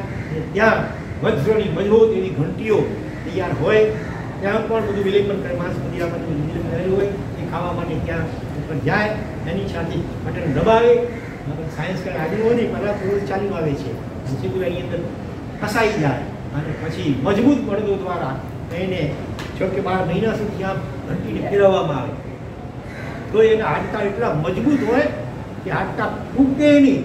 હાડકાના સાંધા છૂટા પડે માંડમાં, જેમ 6-12 મહિના સુધી આમ અંદર પી જાય ત્યારે માંડમાં એના હાડકાના સાંધાઓ છૂટા પડે અને એનું આયુષ્ય પૂરું થાય. અને મોટે ભાગે પછી એ પોતે પણ નરકમાં નારકી તરીકે ઉત્પન્ન થતા હોય છે. જેવા લોકો નારકીઓને એમણે આપ્યા હોય હવે પોતાને એવા દુઃખો ભોગવવા પડે. As you sow, so shall you reap. જેવું તમે વાવશો તેવો લણશો. તો અંડગોલિક મનુષ્યની વાતો તમે સાંભળીએ સામાન્ય, પણ એનું સ્થાન ક્યાં આવ્યું? આ 46 ગુફાઓ, પેલું શું કહ્યું, પ્રતિસંતાપદાયક સ્થાન વગેરે એ ખબર નહીં હોય. રત્નદીપ એટલું દૂર હોય વગેરે એ બધું વર્ણનમાં આ મહાનિશી સૂત્રની અંદર આવે છે. 6 પ્રકારના મનુષ્યો: સર્વોત્તમ, ઉત્તમોત્તમ, ઉત્તમ, વિમધ્યમ, અધમ અને અધમાદ. એ મુખ્યત્વે શીલ પાલનની, બ્રહ્મચર્ય પાલનની અપેક્ષા. ગમે એવા નિમિત્તો મળે, અક્ષરાકાર આવી જાય અને સામેથી કરે ગમે એવા હાવ આવી કોઈ ચલાયમાં ન થાય, એ સર્વોત્તમ કહેવાય. પછી અલગ ધીરે ધીરે ઉતરતા સર્વોત્તમ, ઉત્તમ, વિમધ્યમ, અધમ અને અધમાદ. આ 6 પ્રકાર આ રીતે બ્રહ્મચર્યની અપેક્ષા આની અંદર બતાવવામાં આવ્યા છે. અને કુશીલ ત્યાગ કરો, કુશળ ખરાબ સોબતનો ત્યાગ, સારી સોબત રાખી, ખરાબ સોબત કરવાથી પણ દુર્ગતિ કમી બન્યા. એના પણ દ્રષ્ટાંતો આપવામાં આવેલા છે. ઘણી ઘણી વાતો આ મહાનિશી આગળ સૂત્રમાં ભરેલી છે. તો આપણે એ સૂત્રના રચયિતા એ પણ હોય એમને નમસ્કાર કરીએ અને આખા સૂત્રને પણ નમસ્કાર કરીએ. જીના ગ્રહણ કંઈક બોલાયું હોય આરતી શિક્ષાની ખુલ્લા સત્ર અહીં પણ આ મહાનિશી આગમ એના યોગોદ્વન થાય જ્યાં કર્યા હોય ને એ જ પછી દીક્ષા અથવા ખાસ કરીને વળી દીક્ષા બીજાને આપી શકે, એ જોગ કરાવી શકે. એ ઉદ્ધાન આપણા બાબે નથી, પણ આપણા કેસમાં ઉદ્ધાન પણ ઉદ્ધાનની ક્રિયા કોણ કરાવી શકે? જેણે આ મહાનિશી સૂત્ર સુધીના યોગ વહન કર્યા હોય એ જ ઉદ્ધાનની વિધિ વગેરે કરાવી શકે. એટલે એવું મહત્વનું આ આગમ સૂત્ર છે. એને ગીતા એનો અભ્યાસ જેણે કર્યો હોય, માત્ર યોગોદ્વનની પણ અભ્યાસ એનો કર્યો હોય તો એને ગીતાર્થ પણ કહી શકાય.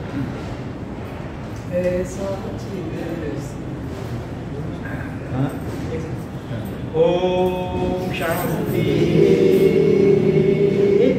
શાંતિ શાંતિ. ત્રણેય લોકના સર્વે જીવોનો કલ્યાણ મંગળ અને શીઘ્ર મોક્ષ થાઓ. એવી મંગલ ભાવના પૂર્વક નમો હરિહંતાણામ, નમો શ્રીરાણામ, નમો આયરિયાણામ, નમો વજ્રાણામ, નમો લોએ સપસાહુણામ, એસો પંચન મુખારો સપ પાવપણસણો મંગળાચ સર્વેસી અડમં હોઈ મંગલ. નમો હરિહંતાણામ आयर्याणां नमो आयर्याणां नमो हुवज्जायाणां नमो लोहे सर्वसाहुनां येषु पञ्चनमुक्तारो सर्वभावप्रणाशनो मङ्गलानं च सर्वेशे परमं भूरि मङ्गलम् नमो हरिहन्ताणां नमो सीताणां नमो आयर्याणां नमो वज्रायाणां नमो लोहे सर्वसाहुनां येषु पञ्चनमुक्तारो सर्वपावप्रणाशनो मङ्गलानि च सर्वेषि चत्तारि शरणं प्रवज्यामि चत्तारि शरणं प्रवज्यामि हरिहन्ति शरणं प्रवज्यामि हरिहन्ति शरणं प्रवज्यामि सिद्धे शरणं प्रवज्यामि सिद्धे शरणं प्रवज्यामि साहु शरणं प्रवज्यामि साहु शरणं प्रवज्यामि केवली पन्नतं धम्मं शरणं प्रवज्यामि केवली पन्नतं धम्मं शरणं प्रवज्यामि करियामि में सब्बाई डुक्कड़ाई मिच्छामि डुक्कड़ाई घरियामी में सब्बाई डुक्कड़ाई मिच्छामि डुक्कड़ाई घरियामी में सब्बाई डुक्कड़ाई मिच्छामि डुक्कड़ाई घरियामी में सब्बाई डुक्कड़ाई मिच्छामि डुक्कड़ाई घरियामी में सब्बाई डुक्कड़ाई मिच्छामि डुक्कड़ाई अनुमोएमि सब्बेसिं सब्बाई सुकड़ाई मिच्छामि सुकड़ाई अनुमोएमि सब्बेसिं सब्बाई सुकड़ाई मिच्छामि सुकड़ाई अनुमोएमि सब्बेसिं सब्बाई सुकड़ाई इच्छामि सुकड़ाई अनुमोएमि सब्बेसिं सब्बाई सुकड़ाई मिच्छामि सुकड़ाई अनुमोएमि सब्बेसिं सब्बाई सुकड़ाई इच्छामि सुकड़ाई अनुमोएमि सब्बेसिं सब्बाई सुकड़ाई मिच्छामि सुकड़ाई ओम नमो भोरबम्बयारिणं ध्रौं ध्रौं स्वाहा ओम नमो भोरबम्बयारिणं ध्रौं ध्रौं स्वाहा ओम नमो भोरबम्बयारिणं ध्रौं ध्रौं स्वाहा ओम नमो भोरबम्बयारिणं ध्रौं ध्रौं स्वाहा ओम नमो भोरबम्बयारिणं ध्रौं ध्रौं स्वाहा ओम नमो भोरबम्बयारिणं ध्रौं ध्रौं स्वाहा जनातरुणं गुणगाति मिच्छामि दुर्गं सर्वमङ्गलमाङ्गल्यं सर्वकल्याणकारणं प्रधानं सर्वधर्माणां जैनां जयति शासनं करो प्रभु से अभेद हो जाऊं मैं ऐसा चिद गुरु मैया प्रभु से अभेद हो जाऊं मैं सब अंधकार मिटा दो मैया सम्यक दर्शन पाऊं मैं ऐसा चिद गुरु मैया प्रभु से अभेद हो जाऊं मैं प्रभु स्वरूप है अगमगोचर प्रभु स्वरूप है अगमगोचर कहो कैसे इसे पाऊं मैं करो कृपा करुणा रस सिंधु करो कृपा श्री महोदय सिंधु मैं बालक नानी हूँ ऐसा चिद गुरु मैया ऐसा चिद गुरु मैया प्रभु से अभेद हो जाऊं मैं सब अंधकार मिटा दो मैया सम्यक दर्शन पाऊं मैं ऐसा चिद